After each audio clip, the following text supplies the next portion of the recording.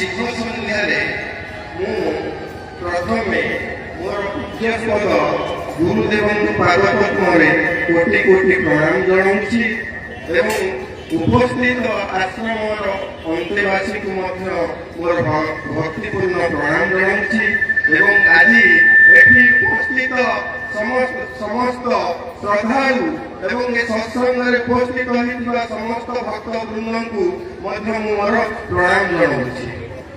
मु विशेष किसी कहबी ना अल्प समय कहबी बाबा संबंध में आम तो जहाँ पाइचे जो जगजन महापुरुष को आज ये उपस्थित होइछे उपस्थित आम पाइचे आपण मैंने कंठर अनेक कथा शुणिले मु खाली दुई पद जो महापुरुष आज ये उपस्थित होती संबंध में दी पद कहबी।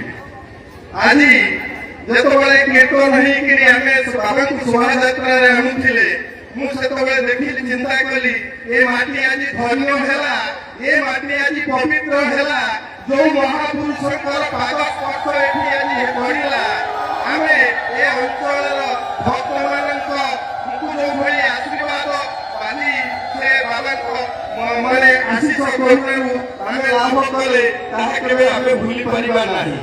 तेणु मुझे प्रथमे बाबा संबोधन कहबी आपण मानकु ये गोटे कथा कहबी अनेक समय बाबा संबोधन कही किंतु गोटे छोट कथा कहबी बाबा जन्म पूर्व गोटे कथा जे बाबा जन्म नियंती पिता सचिदानंद महांती एवं माता बसंत देवी गर्भरु मुझे उभय पिता माता को हजार कोटि प्रणाम करुछि जहाँ को बाबा को भलिया शक्ति को माने से मां धारण करिथिले माने हमें गोटे छोट कथा आपण मानकु कहबी बाबा जन्म होबा पूर्वरु बाबा को बापा थिले जने धर्मपरायण लोक एवं मां थिले जो बसंत देवी से धर्मपरायण लोक दिने कौन हिची ना बाबा जन्म होबा पूर्वरु थरे बाबा को घर पाखक जने साधु आसीथिले एवं जने साधु आसीथिले सेतबे बाबा बापा से साधु को जाइथिले दर्शन करबा एवं जेतबे दर्शन कले से साधु पचारिले बापा को जे आपण कोन मागुचंती मागंतु से गोटे कथा बापा चाहिए जे मु कोटिपति होइजिबी कि मु बहुत ऐश्वर्य धन संपत्ति पाइबी से जेतबे देखिले से साधु पाखे हजार हजार लोक कौन करचंती बसिचंती से गोटे कथा मागिथिले बाबा बापा से साधु को जे मते आपण एभली एक पुत्र दियंतु मुझे कि आपण जेंति लीला खेला करचंती आपण को पाखे जेंति हजार हजार माने लोक आसी आपण को पाखे रुंड होचंती मु सेही भली जने संतान चाहूची किंतु से साधु कहथिले जाओ तमर एक संतान हबो एवं जे संतान मु कोन एठी हजार हजार जहा को विश्व जानिबो जहा को सारा भारत वर्ष जानिबो साधु कर एभली थिला बाबा बापा को थिला एभली माने कोन आशीर्वाद थिला मु आज से कथाटा मने पकाए जे गुरु वाक्य के अन्यथा हुए नहीं जेंति आपण जानिथिबे श्रवण को जेतबे मातंग ऋषि कहिथिले जाओ दिने तुमको रामचंद्र दर्शन हबो सेही भली गुरुकर वाक्य थिला एवं आज आमे देखुतु आज बापा से जो साधु जो बापा पिता को जो आशीर्वाद थिला आज भारत वर्ष रे राष्ट्रपति प्रधानमंत्री आज बाबा को जो पद्मश्री उपाधि सम्मानित कले साधु वचन सफल है सेति नुहे आपण माने सेति की जानि नथिली आ गोटे कथा मने रखंतु सब 36टा विदेश कंट्री रो आपण माने तोळे कुंभ चाली थिला सेतबेले 36टा राष्ट्र प्राय 60 ऊर्ध्व फॉरेनर आसिकिनी खोजी आसी पहुंचिले जे बाबा बड़िया किए से सन्यास किए से साधु ओडिशा रे आसी आश्रम रे पहुंचिले एवं बाबा ठारू दीक्षा नेले एवं बाबा ठारू आशीर्वाद ग्रहण करी मंत्र नेकिरी से माने फॉरेनर माने मध्य चाली गले माने ए होछि बाबा को हमें तांको कोन बा जानिबा जदि बाबा को केही जानि थांती जने महापुरुष ओडिशा रे जानि थिले चौकंदी नामाचार्य भाइया बाबा हमर सेभली चखु नहीं ଯାହାକୁ ଆମେ ଏଠି ପାଇଛେ ସେ ନିଜେ ହେଉଛନ୍ତି ଅନନ୍ତ, ଯାହାଙ୍କ ଶକ୍ତିକୁ ଆମେ ଯଦି ସମର୍ପଣ ଭାବରେ ତାଙ୍କ ପାଦ ପଦ୍ମରେ ଥରେ ନିଜକୁ ଆମେ ସମର୍ପିତ କରିବା ସେତେବେଳେ ଆମେ ଜାଣିପାରିବା ତାଙ୍କର ସତ୍ତାକୁ। ବାବା ଯେତେବେଳେ ଥରେ ମୋର ମୁଁ ଦେଖିଛି ଗୋଟେ ପତ୍ରିକାରେ ପଢିଥିଲି, ବାବା ଯେତେବେଳେ ଥରେ ବାୟାଙ୍କ ଦର୍ଶନକୁ ଯାଇଥିଲେ ଟିକିଲି ମଠକୁ, ସେତେବେଳେ ବାବା ଯିବା ବାଟରେ ବାୟା ତାଙ୍କ ସେବକକୁ କହିଥିଲେ ଯେ ଆଉ ଗୋଟେ ଚେୟାର ଆଣ, ଶିଶୁମାନଙ୍କ ଆସୁଛନ୍ତି ବାଟରୁ, ଶିଶୁମାନଙ୍କ ରାସ୍ତାରେ ଆସୁଛନ୍ତି, ତାଙ୍କ ପାଇଁ ଗୋଟେ ଚେୟାର ଏଠି ପକାଅ ବୁଝାଉଛନ୍ତି। ଜଣେ ଉତ୍କଳର ଯଦି ରାମାଚାର୍ଯ୍ୟ ବାୟାଙ୍କ ପରେ ଜଣେ ମହାପୁରୁଷ ସିଦ୍ଧ ପୁରୁଷ ଥାନ୍ତି, ସେ ହଉଛନ୍ତି ଆମର ଗୁରୁଦେବ ସ୍ୱୟଂ ବାବା ବଳିଆ। ଏବଂ କାହିଁକି ଆଉ ଗୋଟେ କଥା ବାୟାଙ୍କ ପାଖରୁ ମଧ୍ୟ ସେ ପତ୍ରିକାରେ ମୁଁ ପଢିଥିଲି, ବାବା ଥରେ ମନସ୍ଥ କଲେ ନାଇଁ ମୁଁ ଆଉ ଏଠି ରହିବିନି, ଜଞ୍ଜାଳ ଭିତରେ ମୁଁ ହିମାଳୟକୁ ପଳେଇଯିବି। କିନ୍ତୁ ଯେତେବେଳେ ବାବା ଯାଇକି ସେଠି ପଦାର୍ପଣ କଲେ, ବାୟା ତ ଧାରରେ ଅନେକ କଥା କୁହନ୍ତି, ସେ ତାଙ୍କ ଭକ୍ତମାନଙ୍କୁ ସେ କହିଥିଲେ ଯେ ସାଧାରଣତଃ ମାର କୋଠରୀ ଠାରୁ କଣ ହିମାଳୟର କୋଠରୀ ଏତେ ବଡ। ତାମାନେ ବାୟା ଚାହୁଁଥିଲେ ଯେ ମୋ ପରେ ଯଦି ଏ ଉତ୍କଳରେ ଯାଇ ଏ ଭକ୍ତମାନଙ୍କୁ କିଏ ଉଦ୍ଧାର କରିବେ ସେ ହେଉଛନ୍ତି ବାବା ବଳିଆ। ଯଦି ଏ ଉତ୍କଳ ଓଡ଼ିଶାରେ ଯଦି ମୋ ଅନ୍ତେ ମୋ ପରେ ଯଦି ଏ ଓଡ଼ିଶାକୁ ରକ୍ଷା କରିବ, ଏ ଧର୍ମକୁ ରକ୍ଷା କରିବ, ସେ ହେଉଛନ୍ତି ଏଇ ଯୋଗଜନ୍ମ ମହାପୁରୁଷ। ତେଣୁ ତାଙ୍କ ସମ୍ବନ୍ଧରେ କହିଲେ ଏମିତି ଯୁଗ ଯୁଗ ମଧ୍ୟ ସରିଯିବ। କଣ କହିବି ତାଙ୍କ ବାବଦରେ? ତାଙ୍କୁ ତ ଆମେ ଜାଣିଛେ ଭାରତ ସରକାର ମଧ୍ୟ ପ୍ରକୃତି ବନ୍ଧୁ, ପ୍ରକୃତି ମିତ୍ର, ଅନେକ ପୁରସ୍କାରରେ ଭାରତ ସରକାର, ଓଡ଼ିଶା ସରକାର ମଧ୍ୟ ବାବାଙ୍କୁ ବିଭିନ୍ନ ସମ୍ମାନରେ ସମ୍ମାନିତ କରିଛନ୍ତି। ଆମେ ଗର୍ବ କରିବା ଦରକାର। ଓଡ଼ିଶାବାସୀ, ଉତ୍କଳବାସୀ ଆଜି ଭାରତ ବର୍ଷରେ, ମୁଁ କାହାକୁ ସମାଲୋଚନା କରୁନି, ଅନେକ ସାଧୁ ସନ୍ଥ ଯେତେବେଳେ ଆଜି ବିଭିନ୍ନ ଜେଲରେ ଅଛନ୍ତି, ସେତେବେଳେ ଆମର ସାଧୁଙ୍କୁ ନେଇକିରି ରାଷ୍ଟ୍ରପତି କୋଉ ଆସନ ଦଉଛନ୍ତି, ପ୍ରଧାନମନ୍ତ୍ରୀ କୋଉ ଆସନରେ ବସଉଛନ୍ତି। ତେଣୁ ଆମେ ଏଭଳି ଜଣେ ସାଧୁଙ୍କୁ ପାଇଛେ, ଆମେ ଏ ଜୀବନ ଥିବା ଭିତରେ ଆମେ ତାଙ୍କର କେମିତି ଶରଣାପନ୍ନ ହବା ଏବଂ କେମିତି ତାଙ୍କ ଭଳି ସାଧୁଙ୍କୁ ଆମେ ପାଇ ଏ ଜୀବନ କେମିତି ଯିବା, ସେତିକି ହେଉଛି ବଡ କଥା। ଏ ଜୀବନ କେବେ ରହିବନି। ଆମେ ଅନେକ ସମୟରେ ଏ ଜୀବନ ଯୌବନ ପାଇଁ ଗର୍ବ କରୁ, ଧନ ସମ୍ପତ୍ତି ଭକ୍ତମାନେ କିଛି ନୁହେଁ। ସାଧାରଣତଃ ବାବା ତ ନିଜେ ଅନେକ କବିତା ମଧ୍ୟ ଲେଖିଛନ୍ତି। ଗୋଟେ କବିତା ମୋର ବାବାଙ୍କର ମନେ ପଡେ ଯେ ଆମେ ଯୋଉ ଧନ ଯୌବନକୁ ନେଇ ଗର୍ବ କରୁଛେ, ସେ କଥାଟା ପଡେ, ତେଣୁ ସେ ଦିନେ କ୍ଷୟ ହେଇଯିବ। କିନ୍ତୁ ଆମେ ଯଦି ବାବାଙ୍କ ଶରଣାପନ୍ନ ହେଇଥିବା, ବାବାଙ୍କ ପାଦ ପଦ୍ମରେ ରହିଥିବା, ନିଶ୍ଚିତ ଆମର ଏ ମନୁଷ୍ୟ ଜନ୍ମ ସାର୍ଥକ ହବ। ବାବା ସେଇ ଗୋଟେ ପଦରେ ଲେଖିଥିଲେ, କେତେ ସୁନ୍ଦର ତ ହଜି ଗଲେଣି ମହିରୁ, କେତେ ସୁନ୍ଦରୀ ତ ଚାଲି ଗଲେଣି, ଯେତେ ସୁନ୍ଦର ହୁଅନ୍ତୁ ନା କାହିଁକି, ଅଭିଏ ଦେବେ ଦିନେ ଏଠୁ ହେଲାଣି। ତେଣୁ ବାବାଙ୍କର ଏଇ କଥା ଚିନ୍ତା କଲେ ଲୋମ ଟାଙ୍କୁରି ଉଠେ। ତେଣୁ ଆମେ ଆଜି ଏଭଳି ମହାପୁରୁଷଙ୍କୁ ପାଇଛେ ତାଙ୍କ ପାଦ ପଦ୍ମରେ। ଏ ଅଞ୍ଚଳ ତ ହଉଛି ବାବାଙ୍କର ଅଞ୍ଚଳ, କାହିଁକି ଯଦିଓ ବାବା ଜଗତସିଂହପୁରରେ ଜନ୍ମଗ୍ରହଣ କରିଛନ୍ତି, ବାବାଙ୍କର ବହୁତ ଭକ୍ତି, ଶ୍ରଦ୍ଧା, ଭଲ ପାଇବା କେନ୍ଦ୍ରାପଡ଼ା ଅଞ୍ଚଳକୁ। ଅନେକ ସମୟରେ ଆମର ଏଇ କୁମାରପଡ଼ା ଅଞ୍ଚଳକୁ ବି ବାବା ଏ ବୋଜାବନ୍ଧ ଅଞ୍ଚଳକୁ ଅନେକ ଭଲ ପାଆନ୍ତି, ତାଙ୍କର ବହୁତ ଆଶୀର୍ବାଦ ଅଛି। ତେଣୁ ମୁଁ ଆଉ ବିଶେଷ କିଛି କହିବି ନାହିଁ, ମୁଁ ଏତିକି କହି ବିଦାୟ ନେଉଛି। ଏବଂ ସମସ୍ତେ ଆମେ ଗୋଟେ କଥା, ସେଇ କଥା ଅଛି ଯେ ପୁରୀ ଚାଲ ମନ ଚାଲ ଯିବା ଶ୍ରୀଗୁରୁ ଚରଣ ତଳେ, ଧର୍ମ ଅର୍ଥ କାମ ମୁଖ୍ୟ ଲଭିବାରେ ଅବହେଳେ, ନିଦିନ ଭବ ବନ୍ଧନ ସାର କେବଳ କ୍ରନ୍ଦନ, ନିତ୍ୟ ପ୍ରେମ ଆନନ୍ଦରେ ସନ୍ତରିବା ଅବହେଳେ। ପୁରୀ ମରେ ମନୋରଥ ସେହି ଏକା ମୁଖ୍ୟ ପଥ, ଗୁରୁ ଏକା ସାହା ହେବେ ଜୀବନର ସନ୍ଧ୍ୟା ବେଳେ, ଗୁରୁ ଏକା ସାହା ହେବେ ଜୀବନର ସନ୍ଧ୍ୟା ବେଳେ, ଗୁରୁ ଏକା ସାହା ହେବେ ଜୀବନର ସନ୍ଧ୍ୟା ବେଳେ। ଜୟ ଶିଶୁ ଅନନ୍ତ, ଜୟ ବାବା ବଳିଆ। ପୁଣି ମୋର ସେଇ ପୂଜ୍ୟପାଦ ଗୁରୁଦେବଙ୍କ ପାଦ ପଦ୍ମରେ ମୁଁ ମୋର ଭକ୍ତିପୂର୍ଣ୍ଣ ପ୍ରଣାମ ଜଣାଉଛି।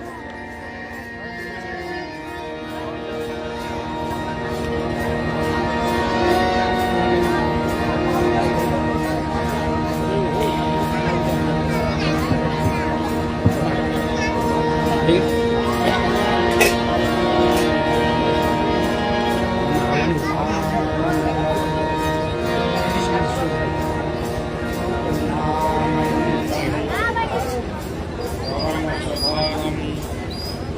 केवलं ज्ञानमूर्ति गुणातीतं सर्वसदृशं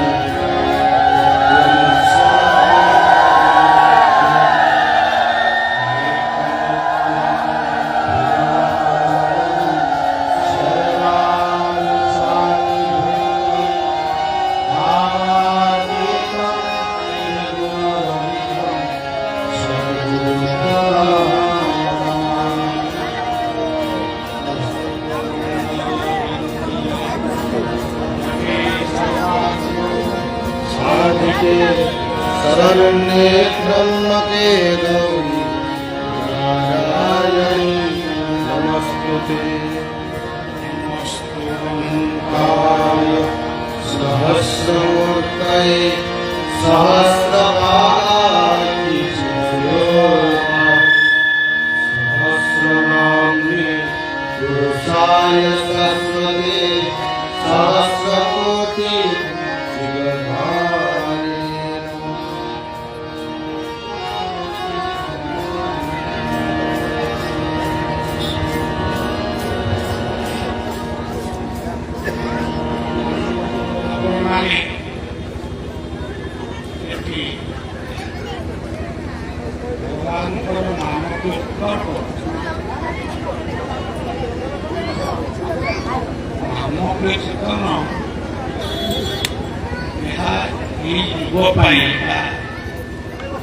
ବର୍ତ୍ତମାନ ସମୟ ପାଇଁ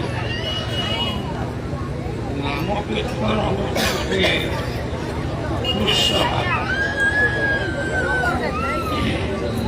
ମହାପ୍ରଭୁ ଚୈତନ୍ୟ ଯେତେବେଳେ ଭାରତବର୍ଷରେ ଆବିର୍ଭାବ ହେଲେ ରାଧାଙ୍କର ଭାବ ଧରି ରାଧାଙ୍କର କାନ୍ତି ଧରି ଯେତେବେଳେ ସେ ନଦିଆ ନବଦ୍ୱୀପ ଧାମରେ ଜନ୍ମଗ୍ରହଣ କଲେ ତାଙ୍କର ଜନ୍ମ ନବଦ୍ୱୀପ ଧାମରେ ଏବଂ ତାଙ୍କର ଶେଷ ଲୀଳା ପୁରୀ ପୁରୁଷୋତ୍ତମ ଧାମ। ସେ କହିଯାଇଛନ୍ତି କଳଉ ନାମ ସଂକୀର୍ତ୍ତନ ଏ ଯୁଗରେ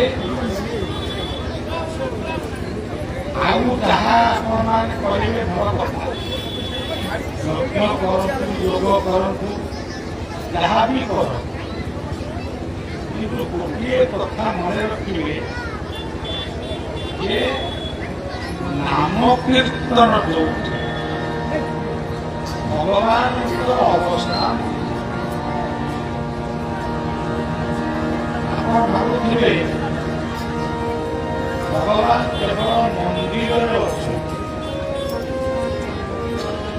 ସେ ମନ୍ଦିରରେ ଅଛନ୍ତି, ଆଶ୍ରମରେ ଅଛନ୍ତି, କିନ୍ତୁ ଭଗବାନଙ୍କର ପ୍ରକୃତ ମନ୍ଦିର ହେଉଛି ଆମର ଏଇ ଜୀବନ। ପ୍ରତ୍ୟେକ ଜୀବନ ହେଉଛି ଅନନ୍ତଙ୍କର ବା ଭଗବାନଙ୍କର ମନ୍ଦିର। ଏଇ ଜୀବନ ମନ୍ଦିରରେ ଯୋଉ ହୃଦୟ ଚକ୍ର ରହିଛି, ଏଇ ହୃଦୟ ଚକ୍ର ସେ ମନ୍ଦିରର ସିଂହାସନ। ଆପଣ ଭଗବାନଙ୍କୁ ଯେଉଁ ନାମରେ ଯେଉଁ ରୂପରେ ଆପଣ ସମ୍ବୋଧନ କରିବେ ସେଥିରେ କିଛି ମନା ନାହିଁ, କିନ୍ତୁ ମନେ ରଖିବାକୁ ପଡ଼ିବ ସିଏ ଆମ ହୃଦୟ ଭିତରେ ଅଛି। ଇଏ ହେଲା ପ୍ରଥମ କଥା। ଦ୍ୱିତୀୟ କଥା ହେଉଛି ମଦଭକ୍ତା ତତ୍ର ଗାୟନ୍ତି ତତ୍ର କୃଷ୍ଣାମି ସେ ଉଦ୍ଧବଙ୍କୁ ଭାଗବତରେ କହିଲେ ଯେଉଁ ସ୍ଥାନରେ ମୋର ଭକ୍ତମାନେ ମତେ ଭଲ ପାଉଥିବା ବ୍ୟକ୍ତିମାନେ ଏକତ୍ର ମିଶି ନାମ ସଂକୀର୍ତ୍ତନ କରନ୍ତି, ମୋର ଗୁଣାନୁବାଦ କରନ୍ତି। ମୁଁ ସବୁ ବୈକୁଣ୍ଠ ଠାରୁ ମନ୍ଦିର ପର୍ଯ୍ୟନ୍ତ ସବୁ ସ୍ଥାନକୁ ତ୍ୟାଗ କରି ମୁଁ ସେଇ ସ୍ଥାନରେ ଆବିର୍ଭାବ। ତେବେ ଏହା ଭାଗବତରେ ସେ ପ୍ରତିଜ୍ଞା କରିଛନ୍ତି। ତେଣୁ ଆମକୁ ମନେ ରଖିବାକୁ ପଡ଼ିବ, ଆମକୁ ସେଇ ଭାବନା ଆଣିବାକୁ ହବ ବର୍ତ୍ତମାନ ଭଗବାନ କୋଉଠି ଯଦି ଭାବିବେ ଏଇଠି ସେ ବର୍ତ୍ତମାନ ଆମ କଥା ଶୁଣୁଛନ୍ତି, ଆମ କଥା ସେ ବିଚାର ଇଏ ହଉଛି ଭାଗବତ।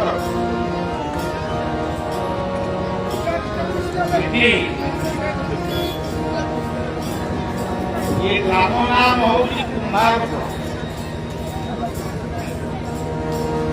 आपने नाम यज्ञ ये नाम यज्ञ प्रथम कलश दिए बसिले नाम यज्ञ से कलश कहती कि कुंभार मान आजिकाली कुंभार माने कलश बोलुଛନ୍ତି ହାଣ୍ଡି ବୋଲୁଛନ୍ତି ସେ କଥା ବର୍ତ୍ତମାନ ସୁସ୍ଥ ହେଇଗଲାଣି। କିନ୍ତୁ କଳସ ଆପଣଙ୍କର ନ ବସିଲେ କୌଣସି ପୂଜାର୍ଚ୍ଚନା, ଘର ପ୍ରତିଷ୍ଠା, ବିବାହ, ବ୍ରତ ଏସବୁ ହେଇଥାଏ। ସଜ୍ଜନ ଏ ଗୋଟେ କୁମ୍ଭାର ବୋଲି ଗୋଟେ ଜାତିର କଥା କହୁଛି। ମୁଁ କହିଲେ ପୃଥିବୀର ଭାରକୁ ଯିଏ ବହନ କରିଛନ୍ତି ସିଏ ହଉଛନ୍ତି ପ୍ରକୃତ କୁମ୍ଭାର, ଯାହାକୁ ବିଶ୍ୱକର୍ମା ବୋଲି କୁହାଯାଏ। ତେଣୁ ସେମିତି ଗୋଟେ ନାମ ବିଶିଷ୍ଟ ଗ୍ରାମରେ ଥରେ ମୁଁ 2-3 ଥର ଗ୍ରାମକୁ ଆସି ସବୁବେଳେ ସଦା ସ୍ନେହ ମମତା ଆମେ ପାଇ এই ଅଞ୍ଚଳରେ ଓଡ଼ିଶାର ଇଷ୍ଟଦେବୀ ଯେ ସମୁଦ୍ରଙ୍କୁ ଜଗିଛନ୍ତି, ବରୁଣଙ୍କୁ ଜଗିଛନ୍ତି, ସେ ହେଉଛନ୍ତି ମା ରାମଚନ୍ଦ୍ର। ତେଣୁ ଏ ଅଞ୍ଚଳ ହେଉଛି ଗୋଟିଏ ଶକ୍ତିପୀଠର ଅଞ୍ଚଳ।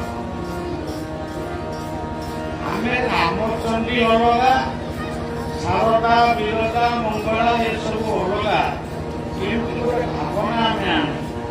କିନ୍ତୁ ପ୍ରକୃତରେ ସେଭଳି କିଛି ରାମ ରୂପେ ତୁମେ ବଧିଲ ରାବଣ, ଚଣ୍ଡୀ ରୂପରେ ମହିଷା, ତେଣୁ ରାମଚଣ୍ଡୀ ନାମକୁ କହିଲ ଲୋକରେ ଦେଲ।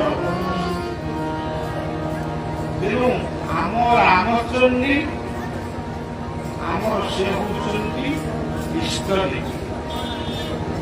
ଇଏ ହେଉଛି କେନ୍ଦ୍ରାପଡ଼ା ଜିଲ୍ଲା। ଇଏ କେନ୍ଦ୍ରାପଡ଼ା ଜିଲ୍ଲାରେ ଯେମିତି ଆମର ପୁରୀ ଶ୍ରୀକ୍ଷେତ୍ରକୁ ଆମେ ପୁରୁଷୋତ୍ତମ ଧାମ ବୋଲି କହୁ, ଠିକ୍ ସେଇଭଳି କେନ୍ଦ୍ରାପଡ଼ାରେ ଯେଉଁ ଧାମଟି ଅଛନ୍ତି ତାକୁ ତୁଳସୀ କ୍ଷେତ୍ର ବୋଲି କୁହାଯାଏ। ଓଡ଼ିଶା ହେଉଛି ଗୋଟିଏ ରାଜ୍ୟ, ଏମିତି ଗୋଟିଏ ଘର ଆମେ ଦେଖିବାନି ଯେଉଁ ଘର ଦୁଆର ମୁହଁରେ ତୁଳସୀ ଗଛ ବା ବୃନ୍ଦାବତୀ ଚଉରା ନାହିଁ। ଆଉ ଯେଉଁ ଘରେ ଯୋଉ ଘର ଦୁଆର ମୁହଁରେ ବୃନ୍ଦାବତୀ ବା ତୁଳସୀ ଗଛ ନଥାଏ ତାକୁ ଯଦି ପଚରାଯାଏ ଉତ୍ତର ଦିଅନ୍ତି। ଆମ ଗୁରୁଙ୍କର ନିର୍ଦ୍ଦେଶ ଅଛି ଆମେ ତୁଳସୀଙ୍କୁ ପୂଜା କରିବୁ। ତେଣୁ ସେଇଠି ତାକୁ ଆଉ କଣ ବୁଝେଇବା? ତୁଳସୀ ହଉଛି ଗୋଟିଏ ଔଷଧ। ତାର ମୂଳ ଠାରୁ ଅଗ ପର୍ଯ୍ୟନ୍ତ ସବୁ ହଉଛନ୍ତି ଔଷଧ। ଗୀତାରେ ସେ କହୁଛନ୍ତି, ମାନେ ସ୍ପଷ୍ଟ କହିଛନ୍ତି, ଅହଂ ପ୍ରତୁରହଂ ଯଜ୍ଞ ସ୍ୱଭାବ ମହମୃତ୍ୟୁ।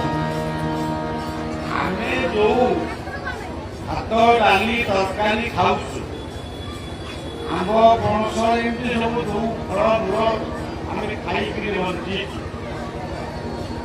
ସିଏ ହଉଛନ୍ତି ମୁଁ। ଭଗବାନ କହୁଛନ୍ତି ମୁଁ ହଉଛି ଶସ୍ୟ ଶ୍ୟାମଳା ସବୁଜ, ଏବଂ ମୁଁ ହଉଛି ସବୁ ରୋଗର ଔଷଧ। ତେଣୁ ଏଥିରୁ ଆମକୁ ମନେ ରଖିବାକୁ ପଡ଼ିବ, ତୁଳସୀ ହଉଛନ୍ତି ଗୋଟିଏ ଔଷଧ। ତାକୁ ଆପଣମାନେ ପୂଜା କରିବେ ନ କରିବେ ସେଇଟା ଗୋଟେ ଅଲଗା କଥା, କିନ୍ତୁ ତୁଳସୀ ହଉଛନ୍ତି ସାକ୍ଷାତ ଶକ୍ତିମୟୀ ଦୁର୍ଗା, ଯାହାଙ୍କର ବନ୍ଦନା ହେଉଛି ଗୋବିନ୍ଦ ବଲ୍ଲଭା ଦେବୀ ଭକ୍ତ ଚୈତନ୍ୟକାରୀ ଅପରତ୍କ ପ୍ରଦେଶନା ବିଷ୍ଣୁ ଭକ୍ତ ପରାମର୍ଶ। ତୁଳସୀକୁ ଆପଣ କେବେ ବି ଅବମାନନା କରିବେ। ଯୋଉ ବାୟାଙ୍କର କଥା ବିଜୟ କହୁଥିଲେ, ବାୟାଙ୍କର ଔଷଧ ଥିଲା କେବଳ ତୁଳସୀ। ବାୟାଙ୍କୁ ଯିଏ ଯୋଉ ରୋଗ ବିଷୟରେ ମାନେ ନିବେଦନ କରେ, ସିଏ ଗୋଟିଏ ତୁଳସୀ କିଛି ଦିଏ। সেই ତୁଳସୀ ପାଇ ଅନେକ ଅସାଧ୍ୟ ରୋଗ ମଧ୍ୟ ଦୂରୀଭୂତ। ବେଳେବେଳେ ମେଡିକାଲ ସାଇନ୍ସ ମଧ୍ୟ ଆଶ୍ଚର୍ଯ୍ୟ ହୁଅନ୍ତି ଯେ ରୋଗଟା ଗଲା କେମିତି। ଭକ୍ତମାନେ ଉତ୍ତର ଦିଅନ୍ତି, ବାୟାଙ୍କର ତୁଳସୀ ପାଇକିରି ମୁଁ ଭଲ। ତେଣୁ ତୁଳସୀ ସର୍ବଭୂତାନ ମହାପାପ। ସଜ୍ଜନ ଆମେ ଏଠି ଯିଏ ବସିଛୁ, ଆମେ ବଳଦେବଙ୍କ କ୍ଷେତ୍ରରେ ବସିଛୁ। ଏଠି ଯିଏ ବଳଦେବ, ପୁରୀ ଶ୍ରୀକ୍ଷେତ୍ରରେ ସିଏ ହଉଛନ୍ତି ଜଗନ୍ନାଥ। ସେଠି ସେ ଜଗନ୍ନାଥଙ୍କ ଉପରେ ପୂଜା ପାଉଛନ୍ତି, ଏଠି ସେ ବଳଦେବଙ୍କ ଉପରେ ପୂଜା ପାଉଛନ୍ତି। ଇଏ ଶବ୍ଦକୁ ଯଦି ଆଲୋଚନା କରାଯାଏ ତାଙ୍କର ବହୁ ସମୟ ଲାଗେ। କେବଳ ଏତିକି ମନେ ରଖନ୍ତୁ, ଆମେ ଏଠି ଯେତିକି ଏକତ୍ର ହେଇଛୁ, ଆହୁରି ଅନେକ ଅଛନ୍ତି କୌଣସି କାରଣବଶତଃ ସେ ଏଠିକି ଆସିದ್ದಾರೆ। କିନ୍ତୁ ସମସ୍ତଙ୍କର ଧର୍ମର ନାମ ହେଉଛି ସନାତନ। ଆମେ ଏଠି ଯେତେ ବସିଛେ, ଆମ ଧର୍ମର ନାମ ହେଉଛି ସନାତନ।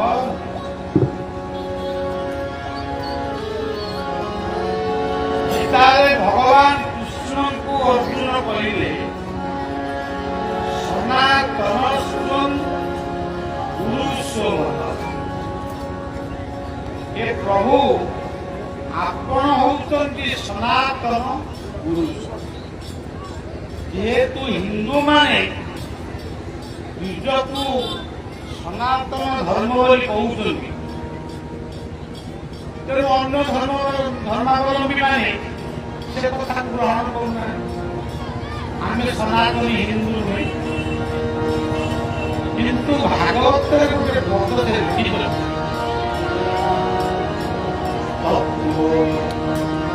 জানিলে রূপে ধামি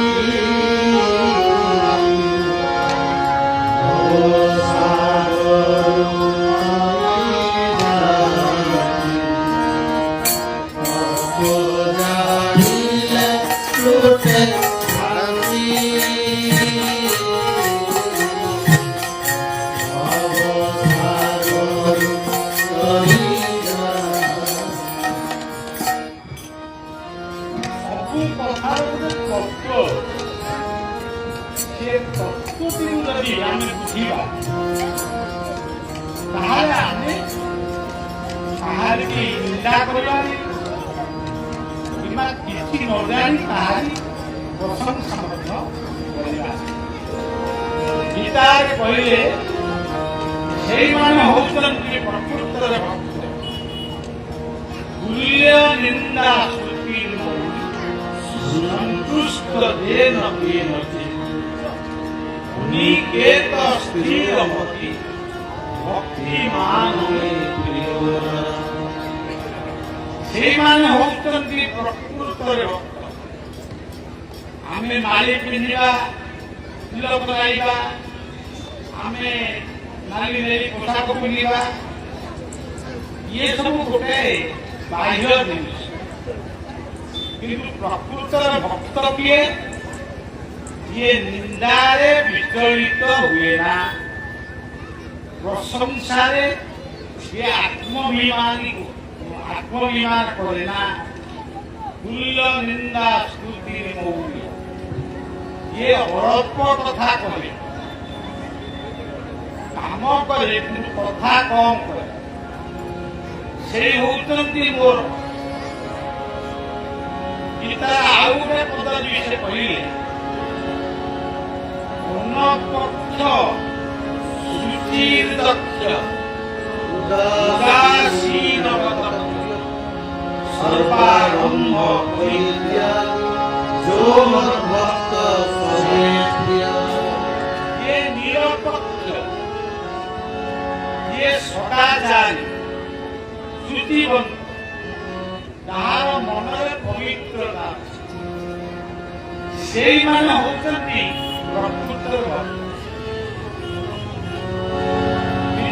କହୁଥିଲେ ଯେ କଥାଟି ଯେ ଆମର କୀର୍ତ୍ତନ ଶୋଭାଯାତ୍ରାରେ ଆପଣମାନେ କହିବାକୁ ଆଣେ କହିଲେ ଯେ ସେ କୀର୍ତ୍ତନରେ କୀର୍ତ୍ତନ ନାଦ ଶୁଣିକିରି ମୁଁ ଯେ ଗୋଟେ ଉତ୍ଫୁଲ୍ଲିତ ହେଇଗଲି ତା ନୁହେଁ। ଏମିତି ସବୁଦିନ ଏମିତି ଚାଲିଛି, ଇଏ ଲୀଳା ସବୁଦିନ ବି ଚାଲେ। କିନ୍ତୁ ଗୋଟିଏ କଥା ଆନନ୍ଦ ଲାଗିଲା, ମତେ ଆନନ୍ଦ ଲାଗେ ଯେଉଁଠି ଯୁବକ ମାନେ ପୁଅ ଝିଅ ମାନେ ନିଶା ମାଦକ ଇତ୍ୟାଦିକୁ ତ୍ୟାଗ କରି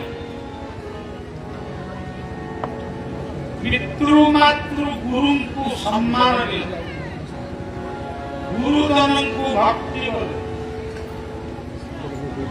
ନିଜକୁ ଗଢ଼ନ୍ତି, ନିଜ ପରିବାରକୁ ଗଢ଼ନ୍ତି, ସମାଜ ପାଇଁ କିଛି କରନ୍ତି। ସେଇମାନଙ୍କୁ ଯଦି ଆମେ କୋଉଠି ଦେଖିଲୁ 150 କି 1000, ସେଇଠି ମନଟା ଗୋଟେ ଆନନ୍ଦରେ ପୁରି ଯେମିତି ଲାଗେ ଯୁଗଟା ପରିବର୍ତ୍ତନ ହେଇଯାଉଛି। ଆଜି ଆପଣମାନେ ଗାଁରେ କୀର୍ତ୍ତନ କରିଛନ୍ତି, କହିବାକୁ ଡାକିଛନ୍ତି, କଣ ବିପଦ କଥା ଶୁଣିବା ପାଇଁ।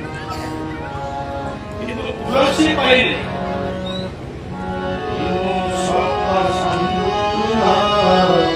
ବିବେକ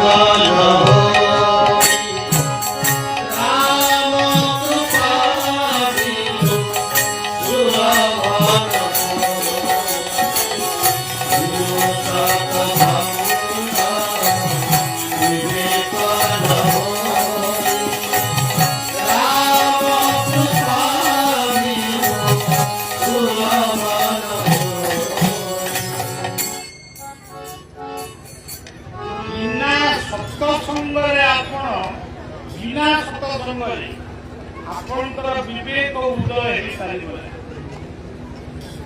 ତେଣୁ ଜୀବନରେ ଗୋଟିଏ ମହାନ ତୀର୍ଥ ହଉଛି ଆପଣମାନେ ଏଠି ଯାହା କରିବେ।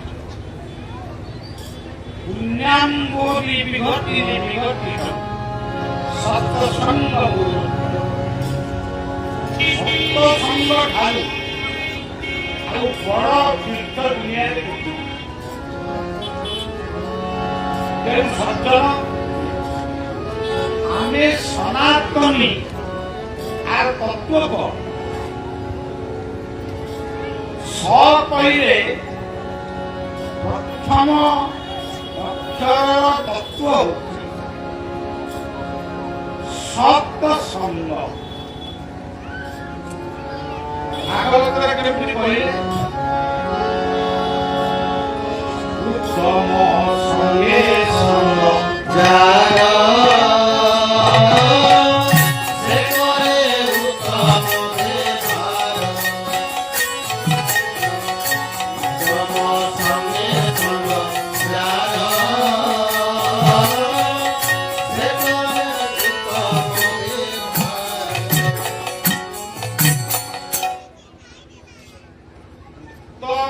সঙ্গে সঙ্গ যাও সে করে উত্তম বেড়। আপন কোউ দেবী দেবতাଙ୍କୁ ପୂଜା କରିବେ ସେ ବଡ଼ କଥା ନୁହଁ। ଆଜି ଆମେ ବହୁତ ମନ୍ଦିର କଲୁ ବହୁତ, କିନ୍ତୁ ଏତେ ମନ୍ଦିରର ଆବଶ୍ୟକ ଜଣା ନାହିଁ। ଏ ପାଖରେ ଇଟା ପଥର ଚୂନ ରଡ ମନ୍ଦିର ଆମେ କରୁଛୁ, କିନ୍ତୁ ଜୀବନ ମନ୍ଦିର ଭାଙ୍ଗିଯାଏ, ରୋଗାକ୍ରାନ୍ତ ହୋଇଯାଏ, ନିଶା ମାଦ କରି ଆଜି ମଣିଷ ବାକ ବଣା ହେଇଯାଏ। ଯେଉଁ ପୁଅ ଝିଅ ମାନେ ଆଜି କୀର୍ତ୍ତନ କରି ଓଡ଼ିଆକୁ ଆଣି ସେଇମାନଙ୍କ ପାଖରେ ଓଡ଼ିଆର ଶ୍ରେଷ୍ଠ ମାଗୁଣି ବା ଦକ୍ଷିଣା, ସେ ଦକ୍ଷିଣା ହେଉଛି ମଦ୍ୟ ମାଦକ ଛାଡ଼ି ଜୀବନ ପରିବାର ଦେଶକୁ ନିର୍ମାଣ କର। ପିତୃ ମାତୃ ସେବକ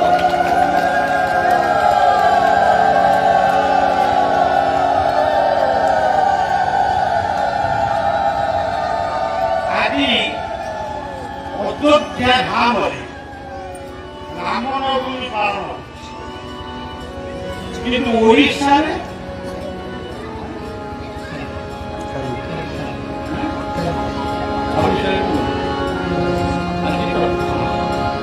ଛବିଶ ତାରିଖରେ ଅଯୋଧ୍ୟାରେ ରାମ ନବମୀ ପାଳନ ହେଉଛି,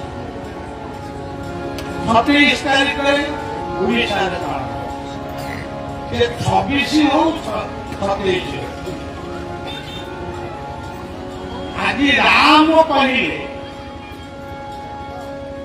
ଆମେ ସାଙ୍ଗେ ସାଙ୍ଗେ ବୁଝି ଯାଉଛୁ ରାମ ସେ ଦଶରଥଙ୍କ ପୁଅ, ତାଙ୍କର 4 ଭାଇ, ସମସ୍ତଙ୍କ ପାଖରେ କିଛି ନା କିଛି ରାମାୟଣର ଦର୍ଶନ ବା ତତ୍ତ୍ୱ ରହିଛି।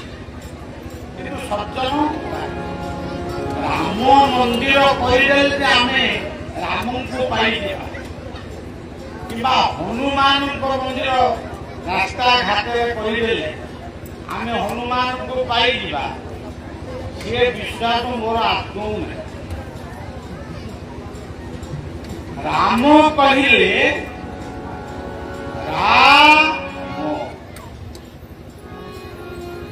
ଆନନ୍ଦ, ରାମ କହିଲେ ଆନନ୍ଦ।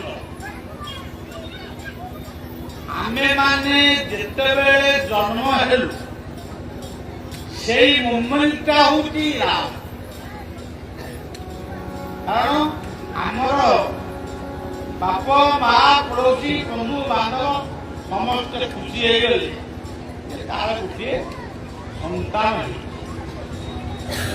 କିନ୍ତୁ ବେଳେ ବେଳେ ଦେଖାଯାଏ ମତେ ଟିକେ ଅଡୁଆ ଲାଗେ ଯଦି କାହାର ଗୋଟିଏ ପୁଅ ହେଲା ସିଏ ଯୋଉ ଆନନ୍ଦ ହେଲା ଯଦି ଝିଅଟିଏ ହେଲା ତା ମନଟି ପୁରା ଫିକା ପଡ଼ିଯାଏ। ପୁଅ ଜନ୍ମ ହଉ ହଉ ଫୋନରେ ସବୁ ମାନେ ତାଙ୍କ ଫୋନରେ ଜଣେଇଦବ ମୋର ଗୋଟେ ପୁଅ ହେଇଛି।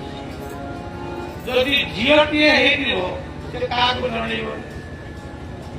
ଏଇ ଯୋଉ ବେକାରିଆ ଅନ୍ଧବିଶ୍ୱାସ ଇଏ ଅନ୍ଧବିଶ୍ୱାସ ସବୁ ଯେ ପର୍ଯ୍ୟନ୍ତ ଆମ ଭିତରୁ ଯିବନି ଆମେ କେବେ ହେଲେ ସମାଜକୁ ଗଢ଼ିପାରିବା। ପୁଅକୁ କୁହାଯାଇଛି ଧନ କିନ୍ତୁ କନ୍ୟାକୁ କୁହାଯାଇଛି ରତ୍ନ।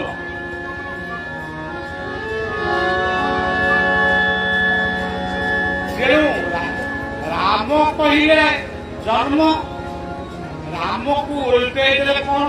ମରା।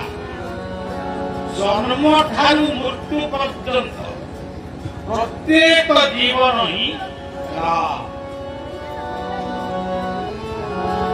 ଆପଣ ଦେଖିବେ ରାମଙ୍କ ନାଁ ଶୁଣୁ ଶୁଣୁ କେତେକ ଲୋକ କଣ ବୋଲି କଣ କରିଦେବେ ତାକୁ କମି କାହିଁକି ରାମ ନାମ?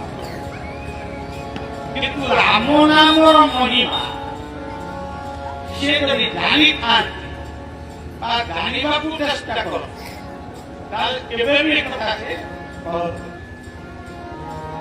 ରାମ କହିଲେ ଜନ୍ମ ଠାରୁ ରାମଙ୍କ ପାଖରେ ଅଛନ୍ତି କିଏ?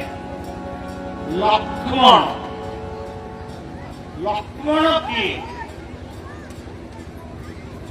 ସିଏ ଦଶରଥଙ୍କ ପୁଅ ରାମ, ଲକ୍ଷ୍ମଣ, ଭରତ, ଶତ୍ରୁଘ୍ନ। ସେ ହେଲା ପୁରାଣର ଉପାଖ୍ୟାନ। ସତ୍ୟଟି କଣ? ଆପଣମାନେ ଏଠି ବର୍ତ୍ତମାନ ବସିଛନ୍ତି ଆନନ୍ଦରେ। ତେଣୁ ଆପଣମାନଙ୍କ ଭିତରେ ବର୍ତ୍ତମାନ ଆପଣମାନଙ୍କୁ ରାମ ରୂପରେ ବଳିଆ ନମସ୍କାର। ଆପଣମାନେ ବର୍ତ୍ତମାନ ଲକ୍ଷ୍ମଣ ହେଇକି ରହିଛି। ଲକ୍ଷ୍ମଣ ଶବ୍ଦର ଅର୍ଥ ହଉଛି ଯେଉଁମାନେ ଚରିତ୍ରବାନ ମଣିଷ। ପଦ୍ୟରେ ଲେଖା ହେଇଛି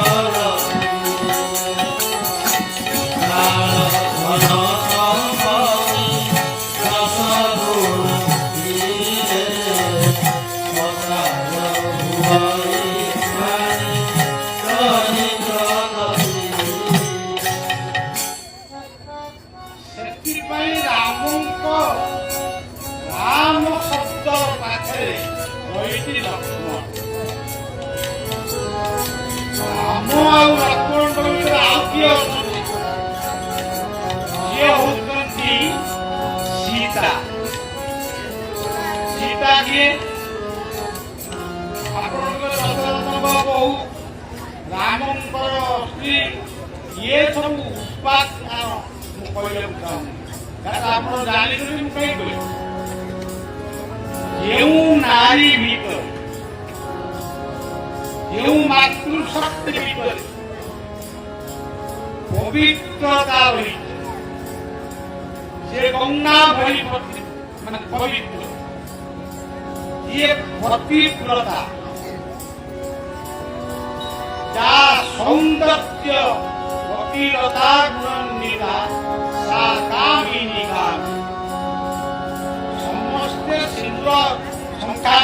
ପିନ୍ଧିଦେଲେ କି ଆଉ କଣ ପିନ୍ଧିଦେଲେ ସେମାନେ ସତୀ ନାରୀ ହେଇଯିବେ ସେ କଥା ନୁହେଁ। ଯାହାର ସୌନ୍ଦର୍ଯ୍ୟ କେବଳ ସ୍ୱାମୀ ପାଇଁ ଉଦ୍ଦିଷ୍ଟ ସେଇମାନେ ହଉଛନ୍ତି ସୀତା। ତେଣୁ ରାମ ଲକ୍ଷ୍ମଣ ସୀତା ଜୀବନକୁ ପବିତ୍ର ଚରିତ୍ରବାନ ମଣିଷ ଏବଂ ଆନନ୍ଦରେ ଜୀବନକୁ ଅତିବାହିତ। ଗୀତାରେ କହିଲେ ସୁଖେଷୁ ଦୁର୍ବିଘ୍ନମନା ସୁଖେଷୁ ବିଗତ ସୁଖ ବିତରାଗ ଭୟକ୍ରୋଧ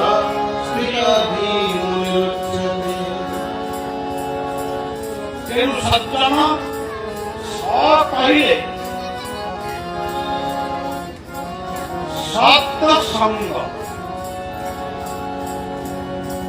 ସତ୍ସଙ୍ଗ ଆପଣ ସାଧୁଆ ଭାଦୁଆ ଚାକିରି ସତ୍ସଙ୍ଗ କରିଥିଲେ କିନ୍ତୁ ଗୋଟାଏ ସତ୍ସଙ୍ଗ ହେଇଥିଲା ମହାଭାରତ ଯୁଦ୍ଧ କ୍ଷେତ୍ରରେ କୃଷ୍ଣ ଆଉ ଅର୍ଜୁନଙ୍କ ଭିତରେ। ତା ପୂର୍ବରୁ ଗୋଟେ ସତ୍ସଙ୍ଗ ହେଇଥିଲା ଚିତ୍ରକୂଟ ପାହାଡ଼ ତଳେ। ରାମ ଲକ୍ଷ୍ମଣ ସୀତା ଥିଲେ। ଭରତ ରାମଙ୍କୁ ଫେରେଇ ନେବା ପାଇଁ ସିଏ ଏକ ବିଶାଳ ରାଜ କର୍ମଚାରୀ ମାନଙ୍କୁ ଧରି 3ଟି ବିଧବା ମାଙ୍କୁ ସାଙ୍ଗରେ ନେଇ ନିଜେ ପାଦରେ ଚାଲି ଚାଲି ସେ ଚିତ୍ରକୂଟ ପାହାଡ଼ ପାଖରେ ଲକ୍ଷ୍ମଣ ଯେତେବେଳେ ଭରତଙ୍କର ଏହି ଆଗମନକୁ ଦେଖିଲେ ସିଏ ଭାବିଲେ ଭରତ ବୋଧେ ଆସିଛନ୍ତି ରାମଙ୍କୁ ବଧ କରିବା ପାଇଁ।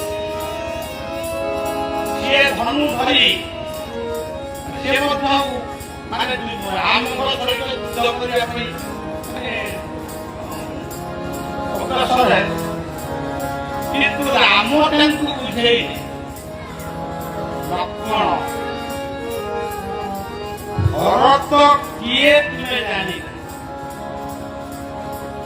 ଭରତ କେବେ ମୋତେ ବଧ କରିବା ପାଇଁ ସେ ଜଙ୍ଗଲକୁ ଆସିବ ତାହା କେବେ ତୁମେ ଅପେକ୍ଷା। ସଜ୍ଜନ ଇଏ କଥାର ତତ୍ତ୍ୱ କଣ? ରାମ ଲକ୍ଷ୍ମଣ, ରାମ କହିଲେ ଆନନ୍ଦ, ଲକ୍ଷ୍ମଣ କହିଲେ ଚରିତ୍ର, ସୀତା କହିଲେ ପବିତ୍ର।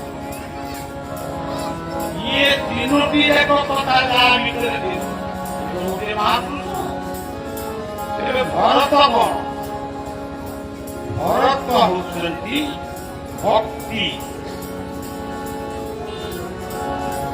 ଆପଣ ଯଦି ନାମ କରିବେ ପୂଜା କରିବେ ଇଏ ଗୋଟେ ଭକ୍ତି। ଯଦି ଲୋକ ଦେଖାଣିଆ ଭକ୍ତି କରିବେ ସେ ଭକ୍ତିର ମୂଲ୍ୟ ବୁଝିବେ। ଭାଗବତ କଣ କହୁଛନ୍ତି? ଭାଗବତ କଥା ମନେ ଭକ୍ତିରେ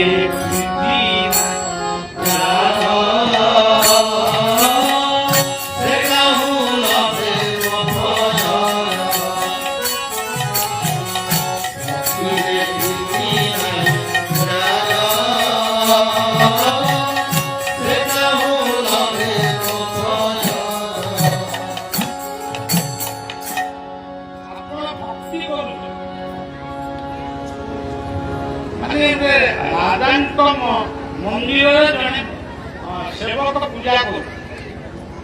ରାଜା ଘରୁ ସବୁଦିନେ ଚାଉଳ ଡାଲି ପନିପରିବା ରାମଙ୍କ ପାଖରେ ଖେଚୁଡ଼ି କରିକି ଭୋଗ ଦିଏ।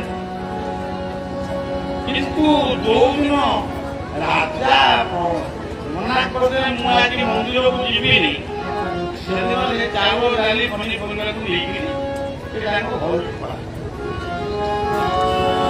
ରାଜା ଯୋଉଦିନ ଆସନ୍ତି ସେଦିନ ମନ୍ଦିରକୁ ସୁନ୍ଦର ସଜେଇ ଏଇଭଳି ହଉ ଦିନେ ସେବକଙ୍କର ମୃତ୍ୟୁ ହେଲା। ସେବକ ଯେହେତୁ ଇଷ୍ଟ ମୂର୍ତ୍ତିକୁ ପୂଜା କରୁଥିଲେ, ତେଣୁ ସେ ବୈକୁଣ୍ଠରେ ପହଞ୍ଚିଲେ। ସବୁ କଥାର ତତ୍ତ୍ୱ ବୈକୁଣ୍ଠ ବୋଲି ଗୋଟେ ଶବ୍ଦ, ତାକୁ ତ ଆପଣମାନେ ସମସ୍ତେ ଜାଣିଛନ୍ତି। ଗୋଟେ ବୈକୁଣ୍ଠ କୋଉଠି ଅଛି, ମୁଁ କେବଳ ଦେଖିନି ନା ଶୁଣିଛି, ଆପଣମାନେ ଦେଖିଥିବେ ଦେଖିଥିବେ, କିନ୍ତୁ ବୈକୁଣ୍ଠ ହଉଛି ଆମ ଘର, ଆମ ଗାଁ, ଆମ ଦେଶ।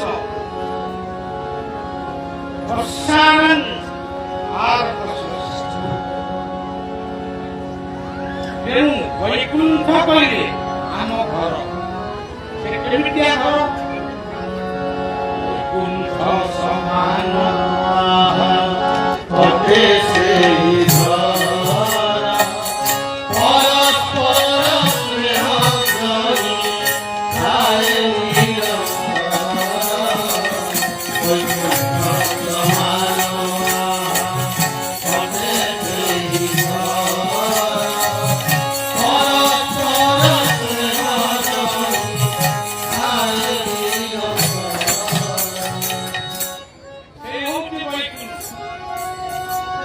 ତାପରେ ସେ ବୈକୁଣ୍ଠରେ କଣ ଅଛି?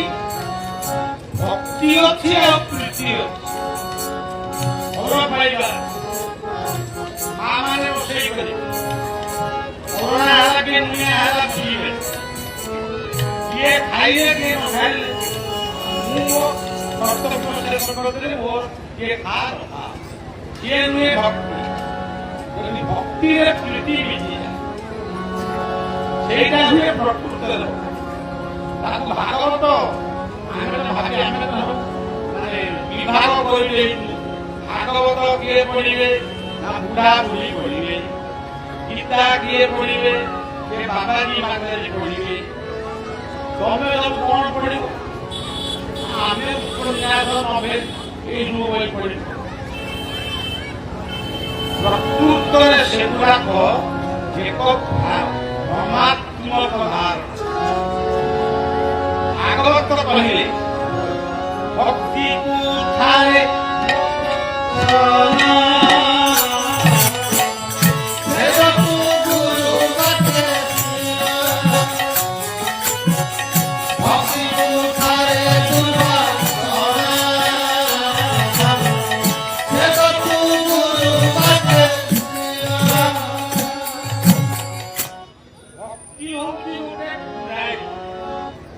ଆମ ଭିତରେ ଥିବା ସମସ୍ତ ଦୁର୍ବାସନାକୁ ଇଏ ଛେଦନ କଲେ, ସିଏ ହଉଛି ଭକ୍ତି। ତେଣୁ ସଜ୍ଜନ ଚିତ୍ରକୂଟ ପାହାଡ଼ ପାଖରେ ଯେତେବେଳେ ଭରତ ଆସି ପହଞ୍ଚି ଭକ୍ତି ରୂପକ ଭରତ ରାମଙ୍କୁ ପ୍ରଣାମ କଲେ, ମା ଜାନକୀଙ୍କୁ ପ୍ରଣାମ କଲେ।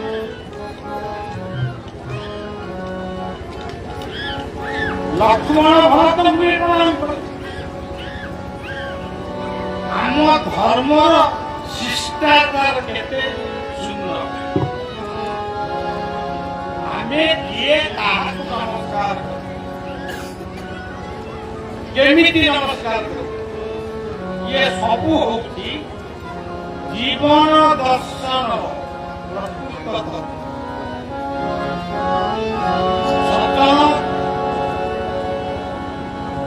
ଶତ୍ରୁଘ୍ନ କିଏ? ଯାହାଙ୍କର ଜୀବନରେ ଶତ୍ରୁ ନାହିଁ, ଇଏ ଶତ୍ରୁମାନଙ୍କୁ ମିତ୍ର କରିପାରେ। ଆପଣମାନେ ଜୀବନରେ କି ଆମେମାନେ ଜୀବନରେ ଶତ୍ରୁ ସୃଷ୍ଟି କରୁଛେ। ଯଦି ଜୀବନରେ କେବେ ଗୋଟେ ଶତ୍ରୁକୁ ଯଦି ମିତ୍ରରେ ପରିଣତ କଲେ, ସେଇଠି ଭଗବାନ ଆପଣଙ୍କର ପୂଜାକୁ ଗ୍ରହଣ କରିବେ। ଆପଣ ଶତ୍ରୁ ଶତ୍ରୁ ସୃଷ୍ଟି କରି ଭଗବାନଙ୍କ ମନ୍ଦିର କରିବେ ତାର ମୂଲ୍ୟ କିଛି ନାହିଁ। ମାୟା ବାବା ଗୋଟେ ଗପ କହନ୍ତି, ମୁଁ ସେ କଥାଟି କହୁଛି। ଗୋଟେ ପାପୀ ଲୋକ ରାମକୃଷ୍ଣ ପରମହଂସ ଯେତେବେଳେ ଗଙ୍ଗା କୂଳରେ ବସିଥିଲେ, ତାଙ୍କ ପାଖକୁ ଭକ୍ତମାନେ ଯାଆନ୍ତି, ଛୋଟିଆ ଛୋଟିଆ ଗପ କହିକିରି ସେ ଲୋକମାନଙ୍କୁ ବୁଝାନ୍ତି। ସେମିତି ଓଡ଼ିଶାରେ ମାୟାବାବାଙ୍କର ଗୋଟିଏ ଲୀଳା, ତାଙ୍କ ପାଖକୁ ଯିଏ ଯାଆନ୍ତି ସେ କେବଳ ନୀରବରେ ବସନ୍ତି, କିଛି କଥାବାର୍ତ୍ତା। ତାଙ୍କ ମନରେ ଯୋଉ ପ୍ରଶ୍ନ ଥାଏ, ବାବା ଗୋଟେ ଛୋଟ କାହାଣୀ ମାଧ୍ୟମରେ ତାଙ୍କ ଜୀବନର ପ୍ରଶ୍ନକୁ ସେ ମୀମାଂସା କରେ। ବାବା ଥରେ କହିଲେ ଯେ ଗୋଟେ ପାପୀ ଲୋକମାନେ ଏମିତି ଚୋରି ଜାଣି କରୁଥିବା ଲୋକ, ପାପ ଗୋଟେ ମଣିଷକୁ ଆଜି ସବୁଆଡେ ବିଶ୍ୱ ଯାକ ଖାଲି, କେବଳ ଆମ ଓଡ଼ିଶା ନୁହେଁ, ବିଶ୍ୱ ପୃଥିବୀ ଯାକ ମାନେ ପାପ। କୋଉଠି ସ୍କୁଲ ପିଲାମାନେ ପାଠ ପଢିବାକୁ ଯାଉଛନ୍ତି, ତାକୁ ବମ୍ ପକେଇକିରି ପିଲାମାନଙ୍କୁ ମାରନ୍ତି। କୋଉଠି ଡାକ୍ତରଖାନାରେ ରୋଗୀମାନେ ସେବା ହଉଛନ୍ତି, ତା ଉପରେ ବମ୍ ପକେଇକିରି ସେ ଡାକ୍ତରଖାନାକୁ ମଧ୍ୟ ସମସ୍ତଙ୍କୁ ମାରନ୍ତି। ଏଇଆ କଣ ଧର୍ମ? ଏହା କଣ ପ୍ରକୃତରେ ଧର୍ମ ନା ମଣିଷ ପରି? ଏମାନେ ମଣିଷ ନୁହନ୍ତି, ଏମାନେ ଅହଙ୍କାରୀ ସିଂହ, ଇଚ୍ଛୁକ ବାଘ ଏମାନେ। ଆଉ ଏମାନେ ଲୋଭୀ ଭାଲୁ ଭଳି ସବୁ ଚାଟି ଚୁଟିକିରି ଖାଇବା ଲୋକ। କେଡ଼େ ସୁନ୍ଦର ପୃଥିବୀ, ଆଜି ସୁନ୍ଦର ପୃଥିବୀ ଧ୍ୱଂସ କରୁଛି, ସିଏ ହଉଛି ଆମରି ଭଳିଆ ମଣିଷ। ଭଳିଆ ଗୋଟିଏ ଗୀତରେ ଲେଖିଥିଲା, ସୁନ୍ଦର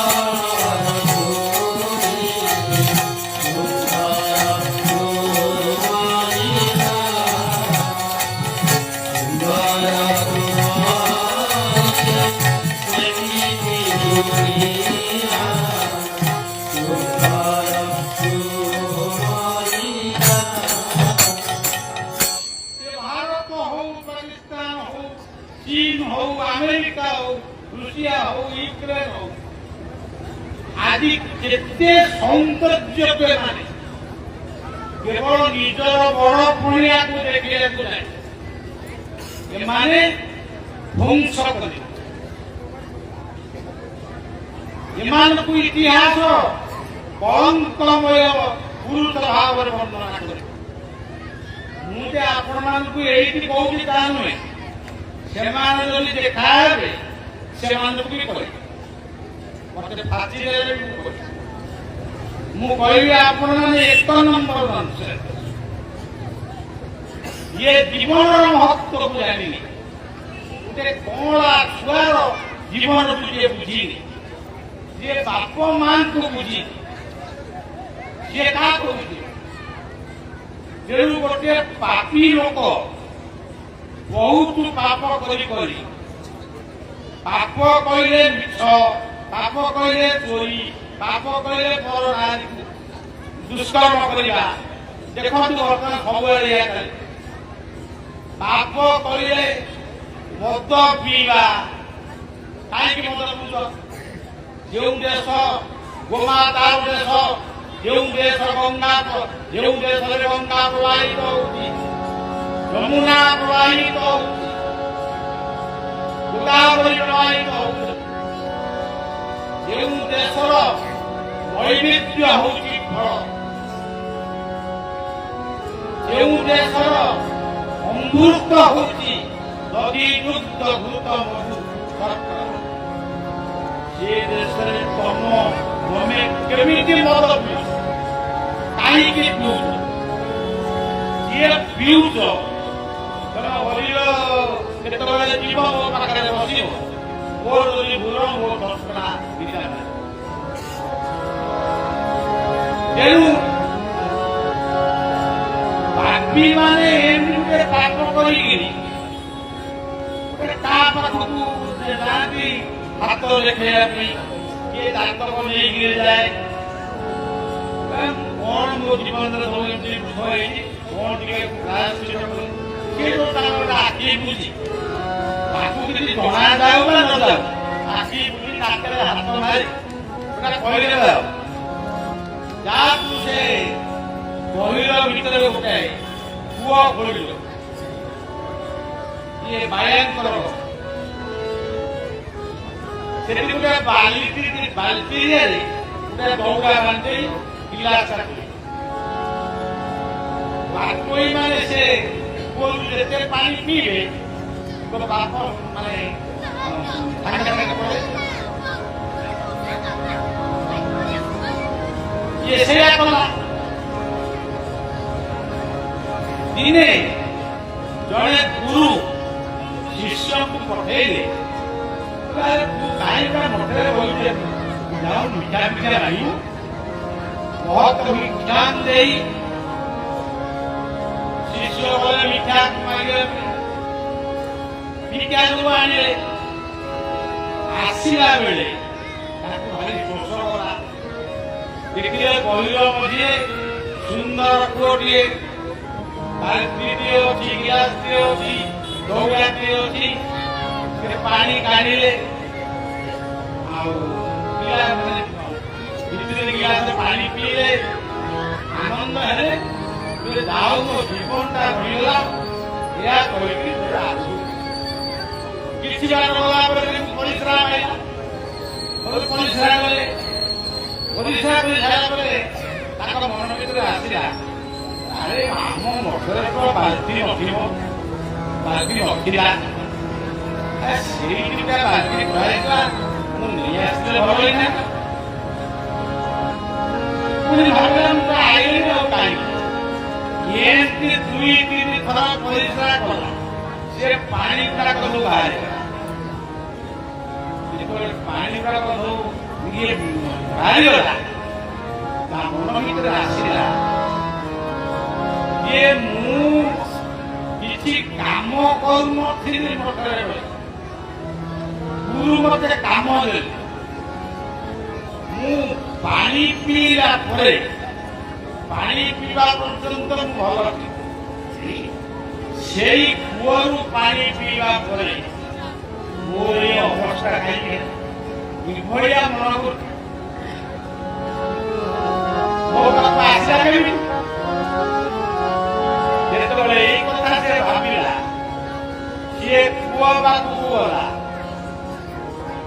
ସିଏ କୂଅ ପାଖରେ ଜଣେ ବୃଦ୍ଧ ବ୍ୟକ୍ତି ଠିଆ ହେଇଛି। ସେ କହିଲେ, ବାବା କାହିଁ ଫେରି ଆଇଲୁ? କହିଲେ, ବାବା ମୁଁ ଜାଣିପାରୁନି, ଗୁରୁଦେବଙ୍କର ଆଦେଶ ନେଇ ମୁଁ ଯାଇଥିଲି ବହୁତ ମିଠା, ଶୋଷ କଲା ପାଣି ପିଇ 2-4 ଥର ବାଟରେ ପରିଶ୍ରା କଲି, କିନ୍ତୁ ମୋ ମନ ଭିତରେ ଇଏ ବାଲ୍ଟି ଆଉ ଦୌଡ଼ା ସବୁ ପାଇଁ ମୋର ଲୋଭ।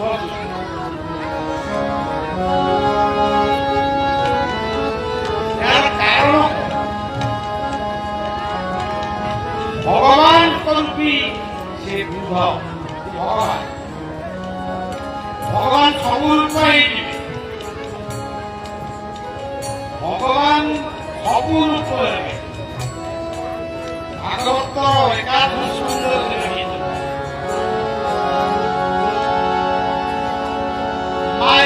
সংসারে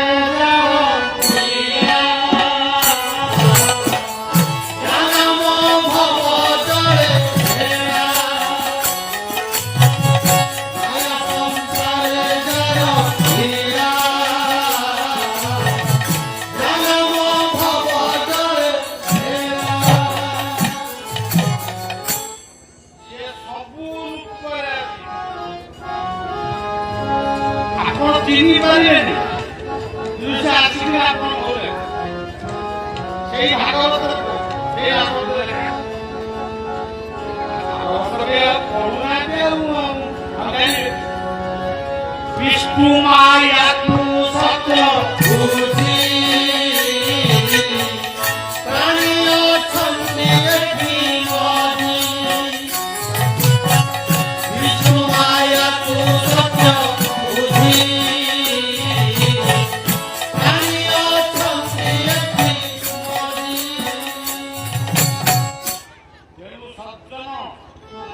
ସବୁ ମାୟାରେ ବାୟା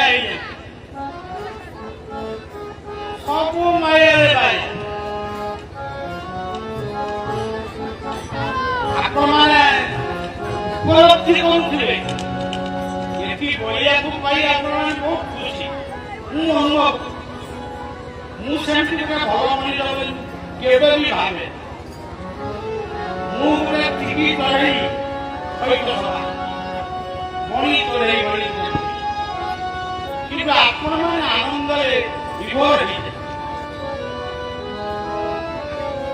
ଯଦି କାଲି ସକାଳୁ ଶୁଣିବେ ଯେ ଓଡ଼ିଆ ଭାଷଣ ଆଉ ଗୋଟେ ନୂଆ ଆଶ୍ରମ ତିଆରି ହେଲା ସେଥିରେ ଗୋଟେ ବାବାଜୀ ବାହାରିଛନ୍ତି ଶୁଣିଦେଲେ ଲୋକ ପଡ଼ିବେ ଆପଣ ତାପରେ ସବୁ ମାନେ କିଛି ଲୋକ ଚାଲିଲେ ଆଉ ଓଡ଼ିଆ ଆଶ୍ରମ ଓଡ଼ିଆ ଯଦି ଦେଖା ହବ ତଥାପି ତେଣୁ ସମସ୍ତେ ଆମେ ମାୟାରେ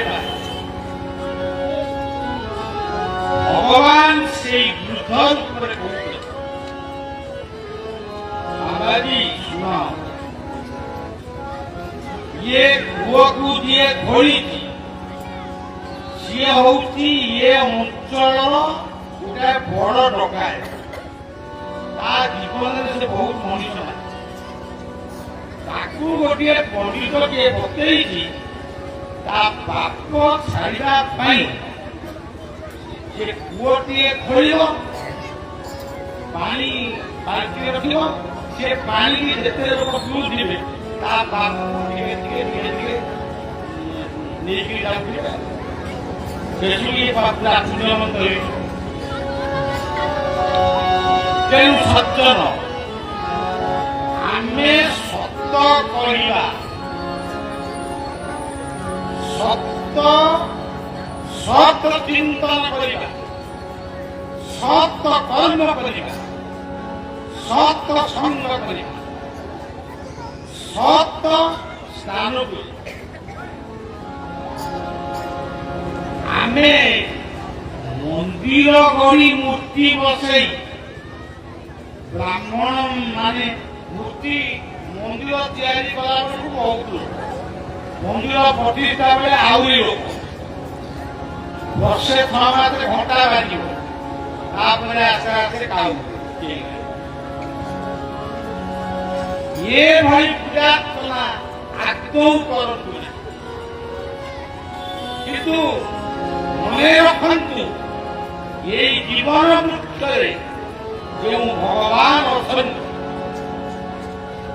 ଏ ଜୀବନ ଯେତେ ସୁସ୍ଥ ପବିତ୍ର ରହିବ ଭଗବାନ ଆପଣଙ୍କ ଭିତରୁ ବାହାରିବେ ନରସିଂହ ସ୍ତମ୍ଭରୁ ବାହାରିବେ ଭଗବାନ ଆମ ଭିତରୁ ବାହାରିବେ ଭାଗବତ କେତେ ସୁନ୍ଦର ଭାବରେ ଏକଇ ବୃକ୍ଷେ ପକ୍ଷୀ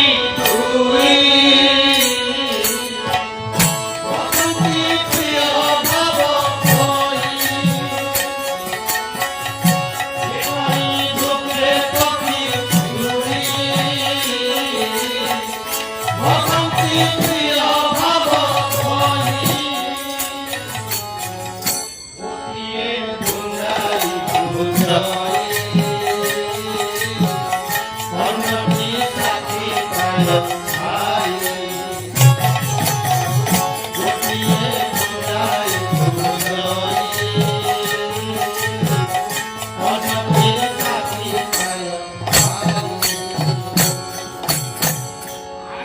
ଭିତରେ ଅଛନ୍ତି ଲକ୍ଷ୍ମୀ ନାରାୟଣ, ଆମରି ଭିତରେ ଅଛନ୍ତି ସୀତା, ଆମରି ଭିତରେ ଅଛନ୍ତି ରାଧିକା,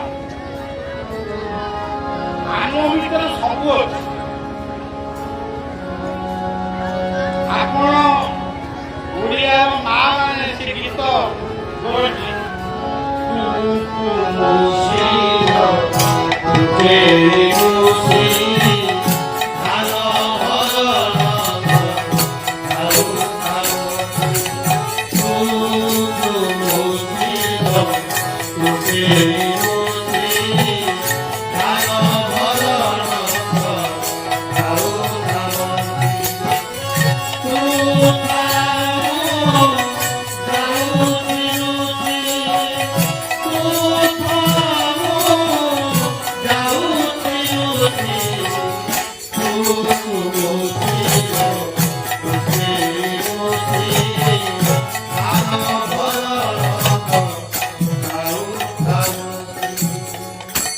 देखिए जीव परम आज ভিতরে অছেন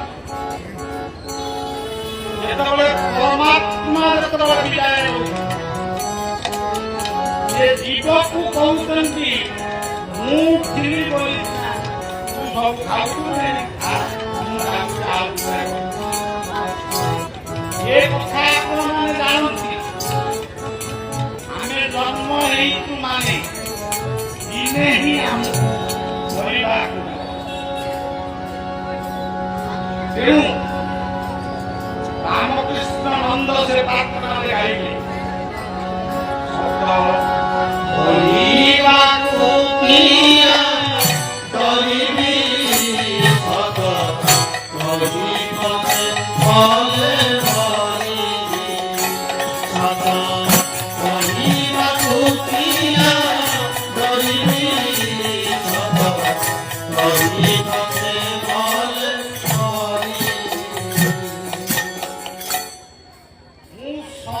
କହିବି ଆଗେ ଏତିକି ସଂକଳ୍ପ ନେଲେ ମୁଁ ଜୀବନରେ ବିନା କାରଣରେ କେବେ ମିଛ କହିବି। ଯଦି ଏତିକି କଥା ବି ଜୀବନରେ ଆମେ ପାଳନ କରିପାରିଲେ ତାହେଲେ ଆମେ କହିପାରିବା ଆମେ ସନାତନ। ସ କହିଲେ ସଂଯମ, ସ କହିଲେ ସତ ସଂକଳ୍ପ, ସ କହିଲେ ସମୟାନୁବର୍ତ୍ତିତା। ଠିକ ସମୟରେ ଠିକ ସମୟରେ କାମ, ଠିକ ସମୟରେ କାମ। ଶାସ୍ତ୍ର ଆମକୁ ଯାହା ଶିଖେଇ ବିଜ୍ଞାନ ମଧ୍ୟ ଆମକୁ ସେ କଥାକୁ ଅନୁମତି। ଯୁକ୍ତାହାର ବିହାର ଯୁକ୍ତ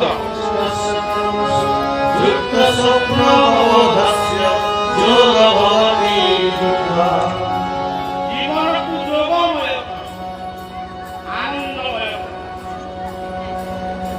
ରାମ, ଲକ୍ଷ୍ମଣ, ସୀତା, ଭରତ, ଶତ୍ରୁଘ୍ନ ଚିତ୍ରକୂଟ ପାର୍ବତୀରେ ରହିଛନ୍ତି। ଅପର ପକ୍ଷରେ ରହିଛନ୍ତି ବିଧବା ମା। ସେ ଦଶରଥ ମୃତ୍ୟୁ ପରେ ବିଧବା ହେଇ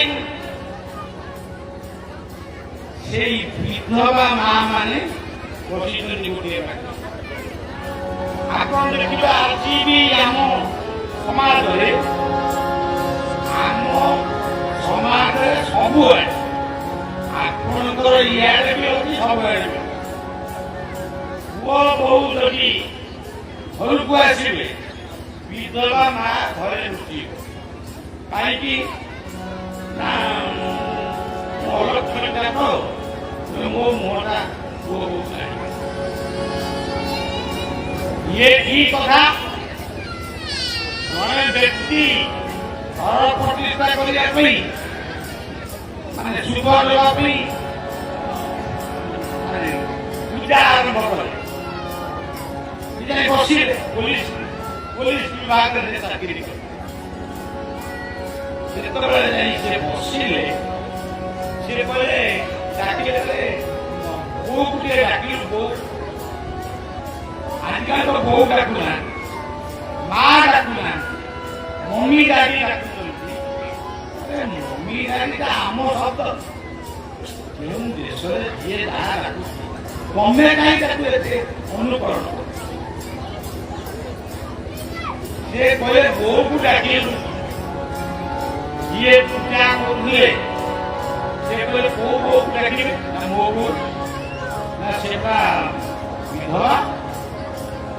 ଇଏ ଅନେଇଲା ପୋଲିସ ବାବୁ ଅନେଇଲା କଣ? ଓ ବୋଉ ବିଧବା।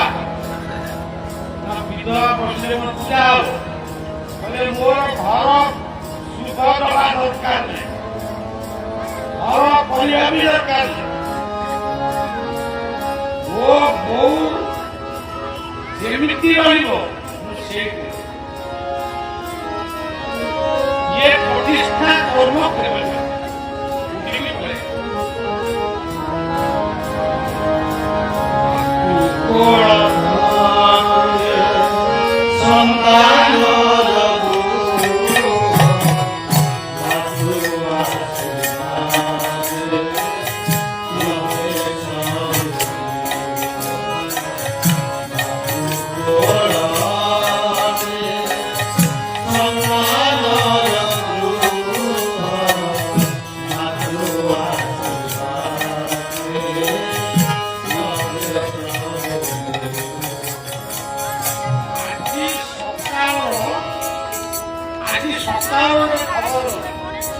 ଗୋଟେ ମା ତାକୁ 60 ବର୍ଷ ସେ ଆସିକି କହିଲା ବାବା ମୁଁ ଟିକେ ବର୍ଷରେ ରହିବି। କାହିଁକି ତୋର କେହି ନାହାନ୍ତି? ମା କହିଲା ମୋର 3ଟି ପୁଅ ଏକୁ ବାହା ନାତି କିନ୍ତୁ ମତେ କେହି ଖାଇବାକୁ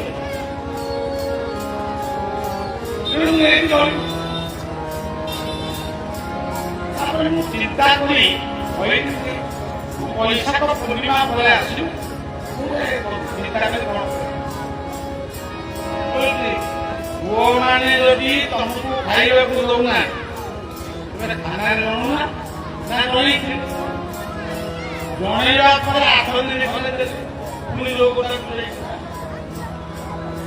ପୁଣି ଜଣେଇବନି ନା ଥାନା ବାଲା କହିଲେ କୋର୍ଟ ପଡିବା। କୋର୍ଟ ନାହିଁ ଦେଖ ସେ କହୁଛି ମାର ହୃଦୟ କେମିତି ଦେଖ। ସେ ମା ବି କହୁଛି ଯାହା ହେଲେ ବି ମୁଁ ମା। ପିଲା ଗୁଡାକ ମୋର ପୁଅ ଗୁଡା ମୋର ଯାଇକିରି ତା ମାନେ କୁଆଡେ ଖାଇକି ପାଇବ କି କଣ হবে କେମିତି ଦେଖୁଛ? ସେଇ କଥାଟା ଦିନ ତମାମ ଭାବୁଛି।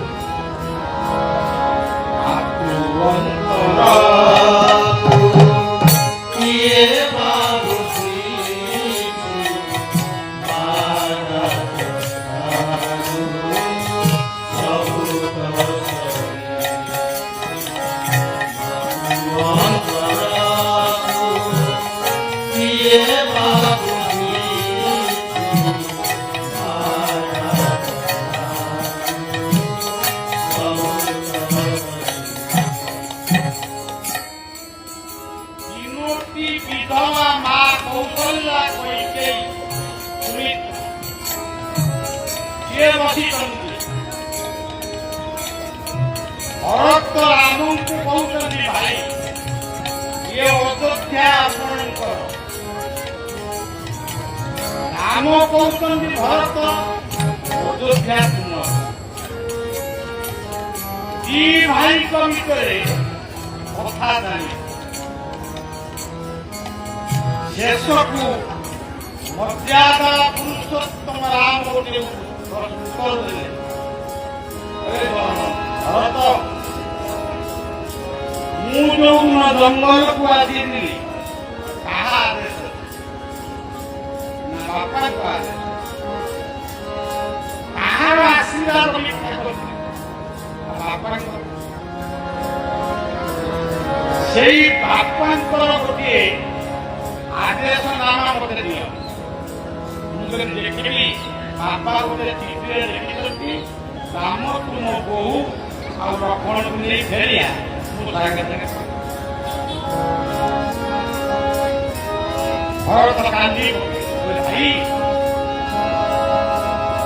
ବାପା ଆଉ ନାହାନ୍ତି,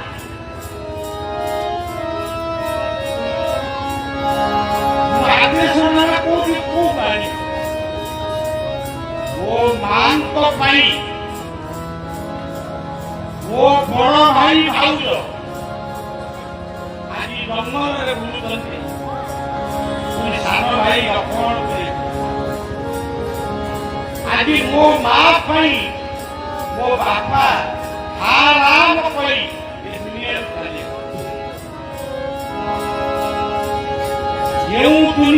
ଏଇ ଦୁନିଆରେ ସବୁ ମିଳିବ, ସେଇ ଦୁଇଟି କଥା ମିଳିବନି।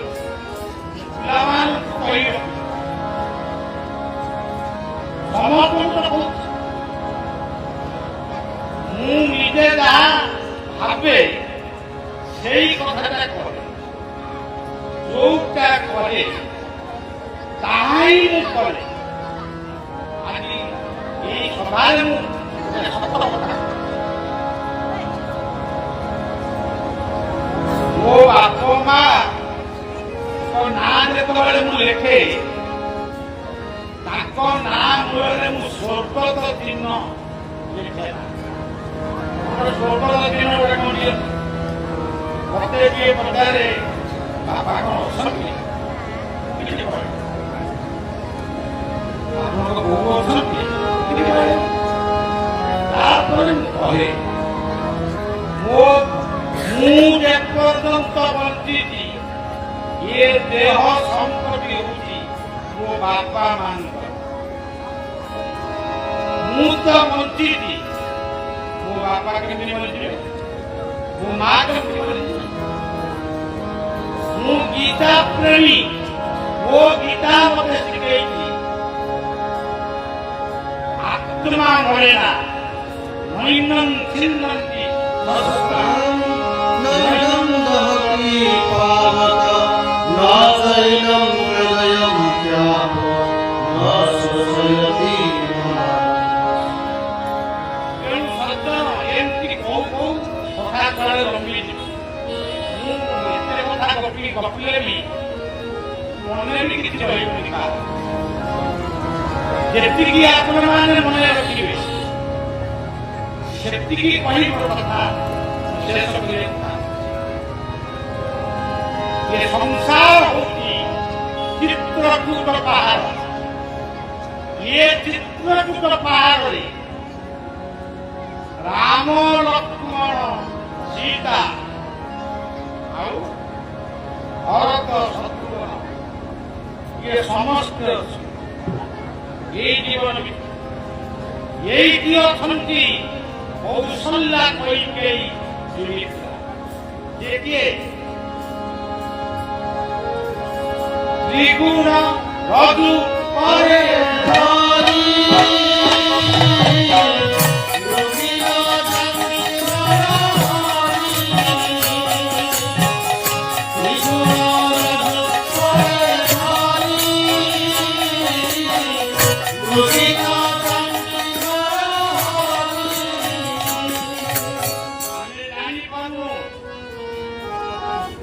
ଆମରି ଭିତରେ ସେଇ ପ୍ରଭୁ ତିନିଟା ଗୁଣକୁ ନେଇକିରି ଆମ ଜୀବନକୁ, ଆମ ପରିବାରକୁ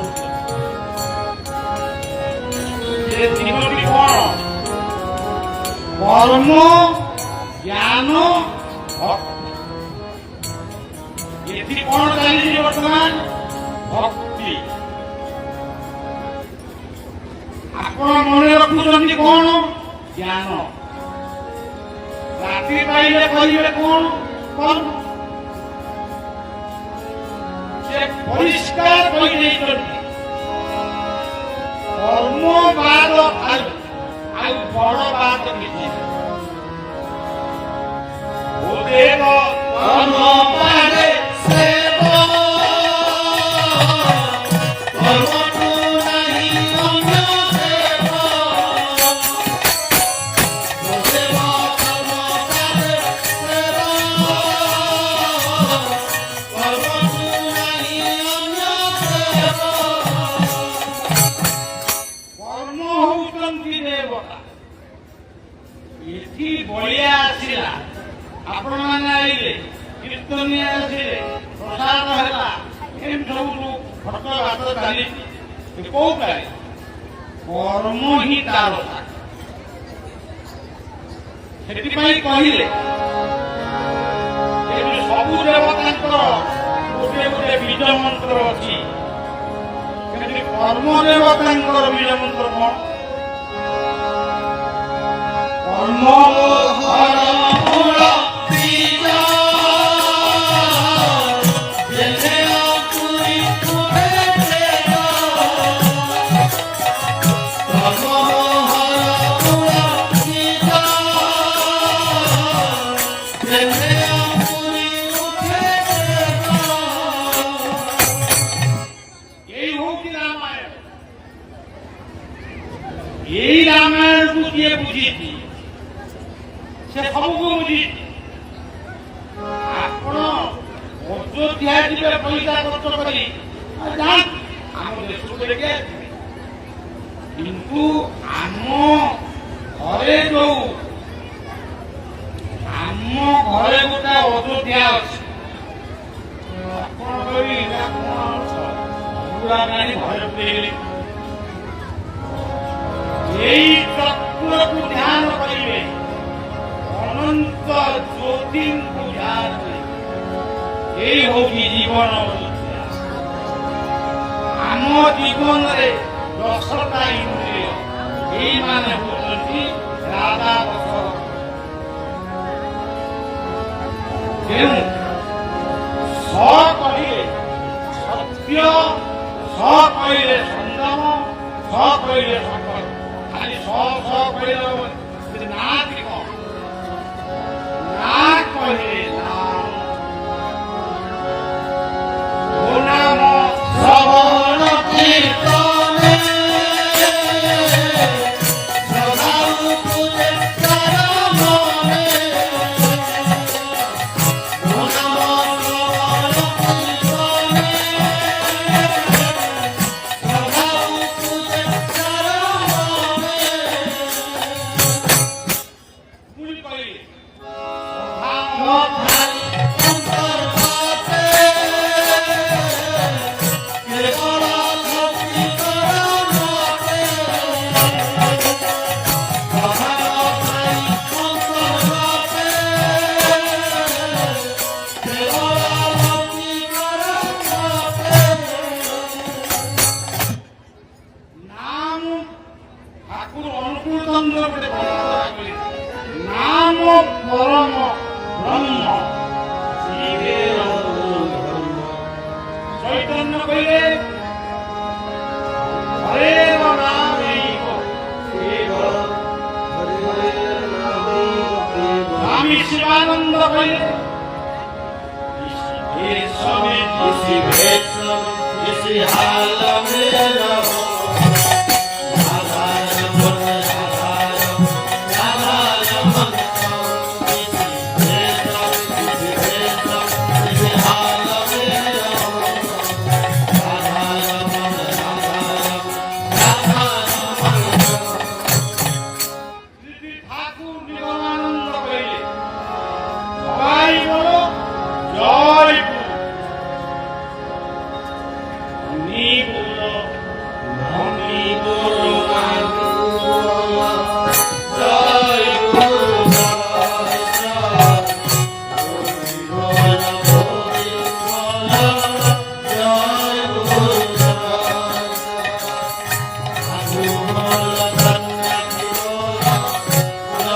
गुरु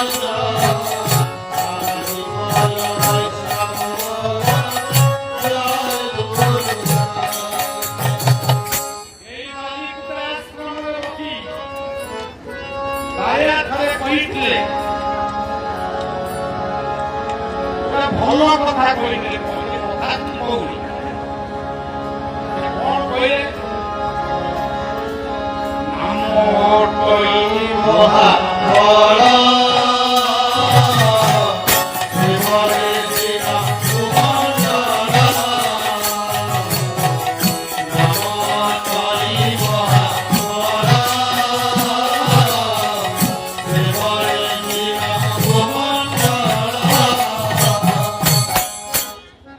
ମୁନିଆ ପାଣି ବାଲିକୁଦା ଆଶ୍ରମରେ ନାମ ଯଜ୍ଞ ହବ, ଏତେ ଲୋକ ଖାଇବେ। ପାଣି ତ ମୁନିଆ ଅତି ଖାଇ ଖାଇ କଣ କହିବା ଘରୁ ଯାଇ ପାଣି ପିଇବ। ବାବାଙ୍କୁ ଜଣେଇଲେ ଭକ୍ତମା ବାବା କିଛି କଣ ମୁଁ ନଥିଲେ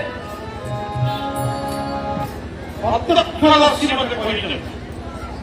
ସନ୍ଧ୍ୟାବେଳେ ବାବା ବାୟା ବସିଛନ୍ତି, ଗୁରୁ ବନ୍ଦନା ଚାଲିଛି। ଗୁରୁ ବନ୍ଦନା ଚାଲିବା ଭିତରେ ଜଣେ କେହି ବ୍ୟକ୍ତି ଆଇ, ସେ ବି ଜଣେ ମଣିଷ। ବାବା ତାଙ୍କୁ ଅନେଇଲେ, ସେ ବ୍ୟକ୍ତି ପାଖକୁ ନେଲେ। ଅନ୍ୟମାନେ ଯିଏ ଉଠିକିରି ବାବାଙ୍କ ସାଙ୍ଗରେ ଯିବା କଥା ତାଙ୍କୁ କହିଲେ ଭଲ। ବାବା ଗଲେ, ସେ ଗଲେ ନଈକୂଳ ପର୍ଯ୍ୟନ୍ତ ଯାଇ କଣ କଥାବାର୍ତ୍ତା ହେଲେ ସିଏ ଜାଣନ୍ତି ନା। ତାପରେ ମାୟା କହିଲେ ମୁଁ ଡଙ୍ଗା ଭିତରେ ବସିଲି, ମାନେ ରାତି ମୁଁ ଡଙ୍ଗା ଭିତରେ ନାକ ଡଙ୍ଗା ଭିତରେ ରହିଲି। ସକାଳୁ ଆଇଲେ, ତାପରେ ଅଧିବାସ ହେଲା, ନାମ ଯଜ୍ଞ ହେଲା, ଲୋକ ହଜାର ହଜାର ଖାଇଲେ। ଖାଇ ସାରିଲା ପରେ ମନେ ପଡ଼ିଲା, ଆରେ ପାଣି କୋଉଠୁ ଆଇଲା? ନିଆଁ ପାଣି, ପାଣି କୋଉଠୁ ଆଇଲା? ଏଇ ଓଡ଼ିଶା ମାଟିରେ ଏଭଳି ମହାପୁରୁଷ ଜନ୍ମ ହେଇଥିଲେ। ସେ ମଧୁ ଲୁଣିଆ ପାଣିଟା ମଧୁର ହେଇଯାଇଥିଲା, ଏହା ସତ୍ୟ। ଆପଣମାନେ ମତ ଏଇ ସେଇ ମାନେ ସେ ଆଶ୍ରମ ଦେଖାଯାଉଛି। ଏଇ ଓଡ଼ିଶା ମାଟିରେ ଅଚ୍ୟୁତ ଯଶୋବନ୍ତ ବଳରାମ ଜଗନ୍ନାଥ ବିଶ୍ୱବନ୍ତ ଆବିର୍ଭାବ ହୋଇଥିଲେ, ଠାକୁର ବିରାମ ଜନ୍ମ ହେଇଥିଲେ, ବୈକୁଣ୍ଠନାଥ ମଧୁସୂଦନ କେତେ ମହାପୁରୁଷ ଏଇ ଓଡ଼ିଶା ମାଟିରେ ଜନ୍ମ ହେଇଥିଲେ। ଭାରତ ବର୍ଷ ଅସଂଖ୍ୟ, କିନ୍ତୁ ଆମେ ଯେତେ ଭଲ କଥା ଶୁଣିଲେ ଆମେ ଯୋଉ ବାଳୁଙ୍ଗାକୁ ସେଇ ବାଳୁଙ୍ଗା ସମସ୍ତେ ନୁହଁ।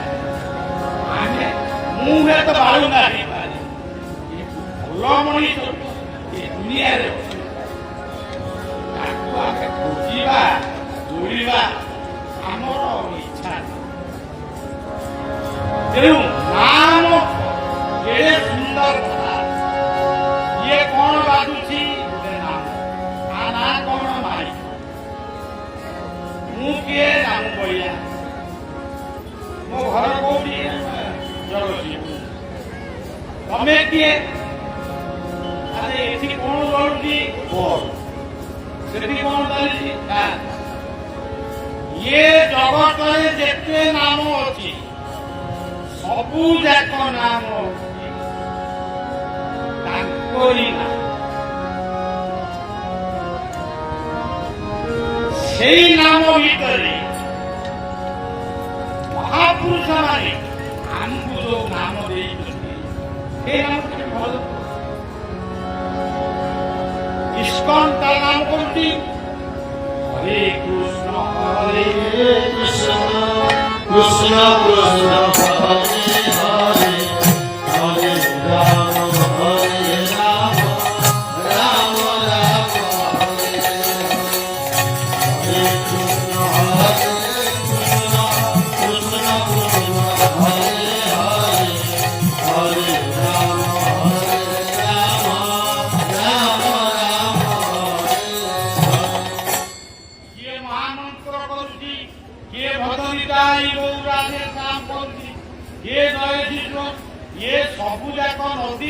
ସବୁଆଡ଼େ ବହୁଛି ଆସିକିରି କୋଉଠି ମିଶୁଛି ସମୁଦ୍ର ଭିତରେ।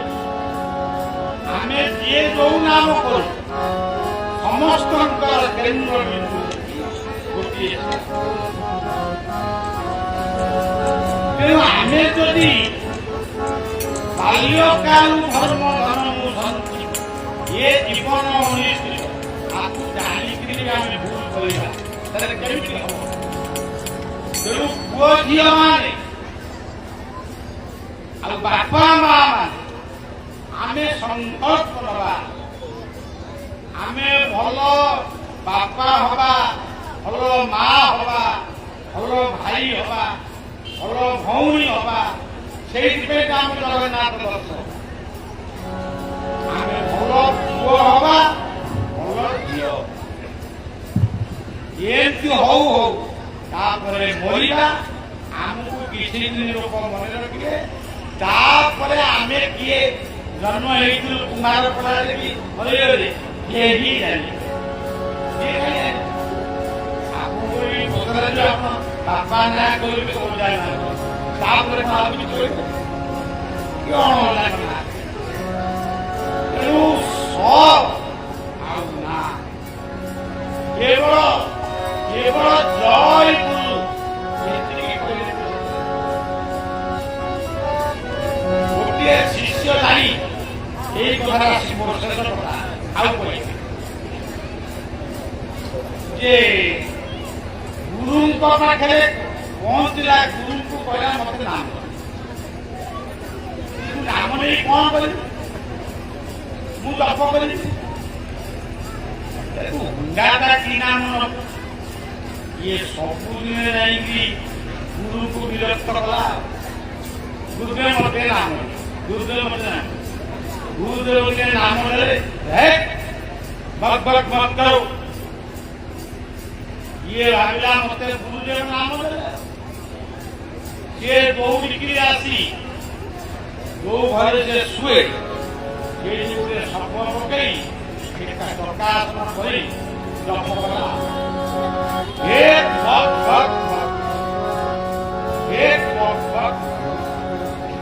ଏଇ ନାମକୁ ଭଜନ କରୁଛୁ, ଭଗବାନ ପ୍ରତିଜ୍ଞା କରିଛୁ ଗୀତାରେ ଆଉ ଭାଗବତ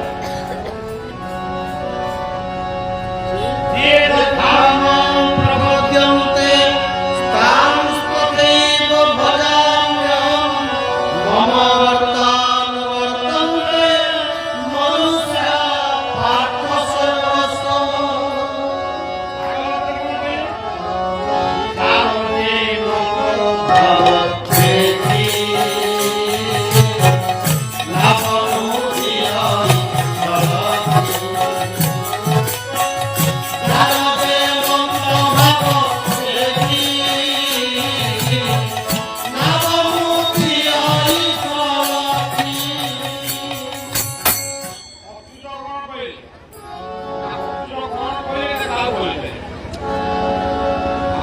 বিনোদিয়া ঠাকুর ভক্ত ভক্তিরে ডাকিব ঠাকুর শুনিবেনি, ঠাকুর বড় মিঠুয়া। ଆଉ ତମେ କହିବ ମୁଁ ମଣିଷ ମାରିବି, ଠାକୁର ମତେ ରକ୍ଷା କର। ଯଦି ରକ୍ଷା କରିବେ ଠାକୁର ଆମେ କାହିଁ ସେ ନିଜେ ଗୀତାରେ କହୁଛନ୍ତି ଦଣ୍ଡ ରମୟ କାମ। ତେଣୁ ସଜ୍ଜନ ସବୁଠାରୁ ବଡ କଥା ଭାବ। ତେବେ ଏମିତି ହଉ ହଉ କଣ ହବ? ଶେଷ ମା ମାନେ ଶେଷକୁ କଣ କହନ୍ତି? କଥା କିଏ ସହିଗଲା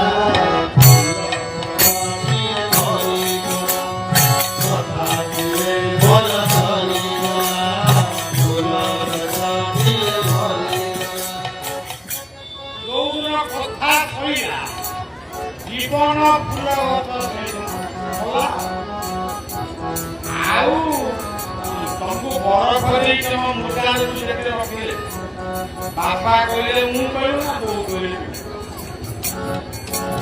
କଥା କିଏ ମୋର ସହିଗଲା ফুল গছ দিয়ে ভরিগলা দিয়ে মোর ভরিগলা ফুল গছ দিয়ে আরে কাহিকি রে ফুল গছ মরিগল কাহিকি বল গাই গাই মতে খাইগলা গাই গাই মতে খাইগলা গাই গাই মতে খাইগলা গাই গাই মতে খাইগলা মতে কাই গাই খাইগলা সে কি ভুল অপরাধ দোষায়ে এমতিয়া কালি গাই ये মদ ঠাରୁ গুটুকা পর্যন্ত এই তো মতে ଖାଇଗଲା ଆଉ ମୁଁ ଯାହା 5 ବର୍ଷ ଦିନର ତ ଅଧିକ ମଞ୍ଜି ଖାଆନ୍ତି ଏଇ ତ ମତେ ଖାଇଲା ଆରେ କାଲି ଗାଈ କାହିଁ ଖାଇଗଲୁ କାହିଁ ଖାଇଗଲୁ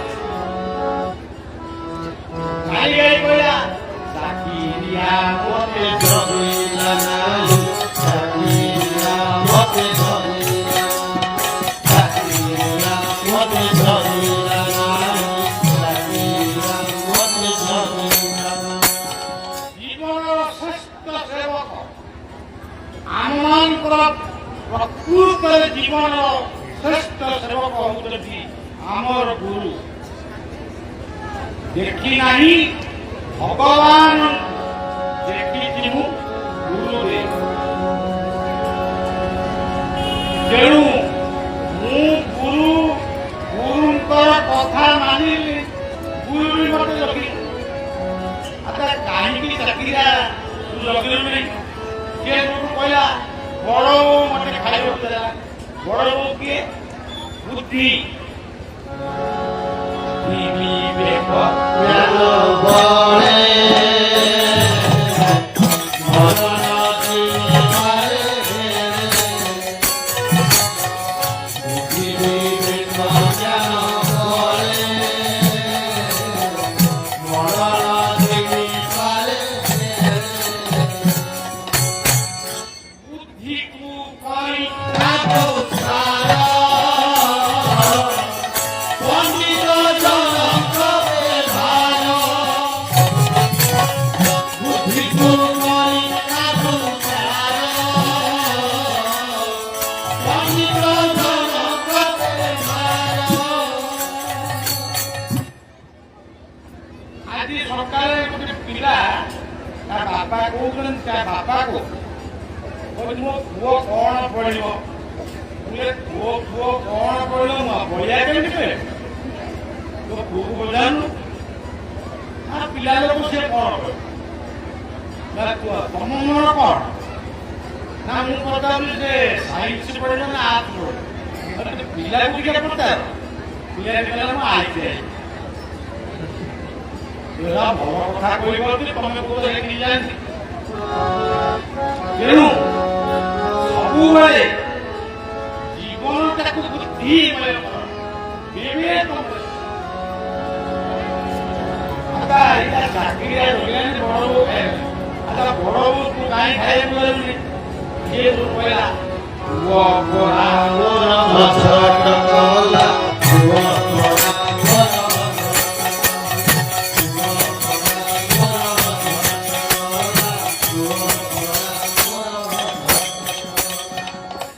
ପୁଅଟି କିଏ ମନ ଚଞ୍ଚଳ ମନ ଏ ମନ ଭାବେ ଚଞ୍ଚଳ କେବେ ନରରେ ନିଶ୍ଚଳ ମନକୁ ଭାବେ ଚଞ୍ଚଳ କେବେ ନରରେ ନିଶ୍ଚଳ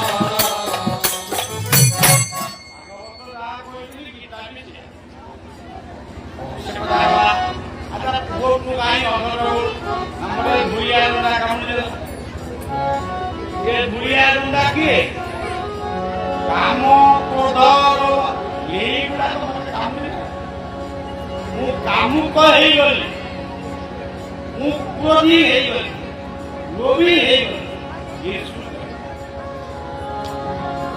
ଶାସ୍ତ୍ର ଏଇଆ ତ କହିଛି ଆଉ ଅଧିକା କଥା ତେଣୁ ସଜ୍ଜନ ଧୁଏ କାହିଁ କାମୁଡୁ ମୋର ସେ ସ୍ୱଭାବ କାମୁଡୁ କିନ୍ତୁ ତମର ସ୍ୱଭାବ ତୁମେ ତାକୁ ସନ୍ଦେହ।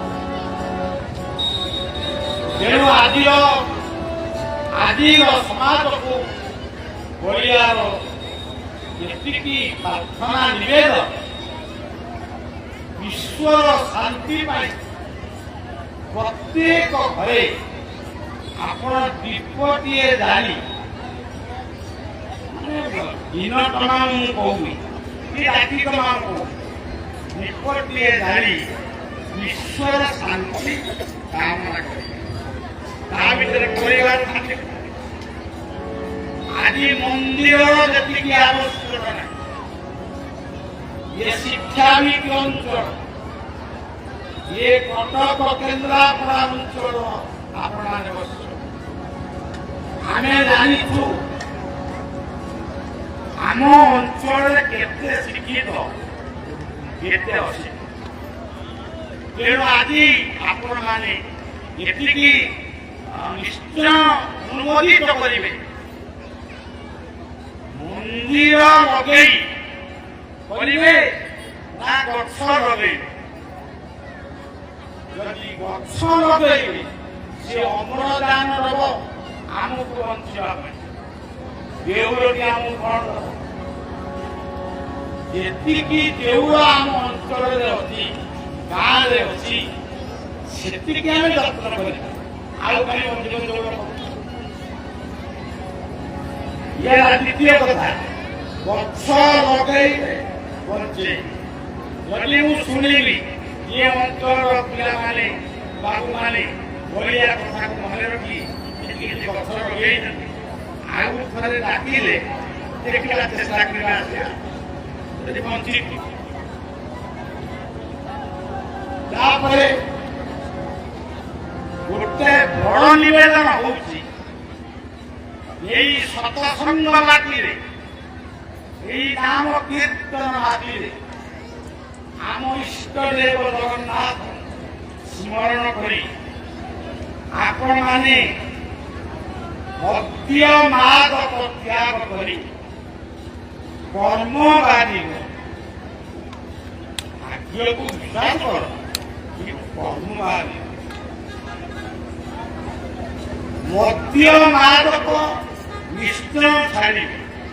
ମୁଁ ଗୋଟେ ଖବର ନେବି ନାହିଁ କୋଉ ପିଲାମାନେ ଆଜି ବାବା ଭଳିଆ କି ଜୟ କହିକି ଆଣିଛ ମୁଁ ସେଇମାନଙ୍କୁ ଏନକ୍ୱାରି ମୁଁ ଯେମିତି ଲୋକ କହିଲେ ବୁଝିବି ପିଲାମାନେ ଭଲ ମଣିଷ ଭଲ ମଣିଷ କି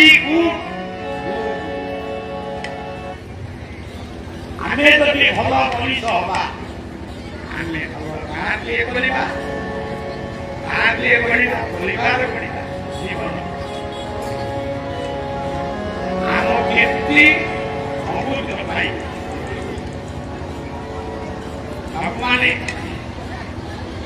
ଆପଣମାନେ ଜାଣିଛନ୍ତି କି ନାହିଁ ମୁଁ କହିପାରିବିନି ମୋ କଣ୍ଠରୁ ଜାଣୁଥିବେ ମୁଁ ସବୁଦିନ ମୋର ମାନେ ଏଇ କାର୍ଯ୍ୟ ସବୁଦିନ ଗୋଟିଏ ଦିନ ପିଛା କିଏ ଜୀବନରେ ତଥାପି ମୁଁ ଲୁଣ ପାଣି ପୁରୀ କରିକି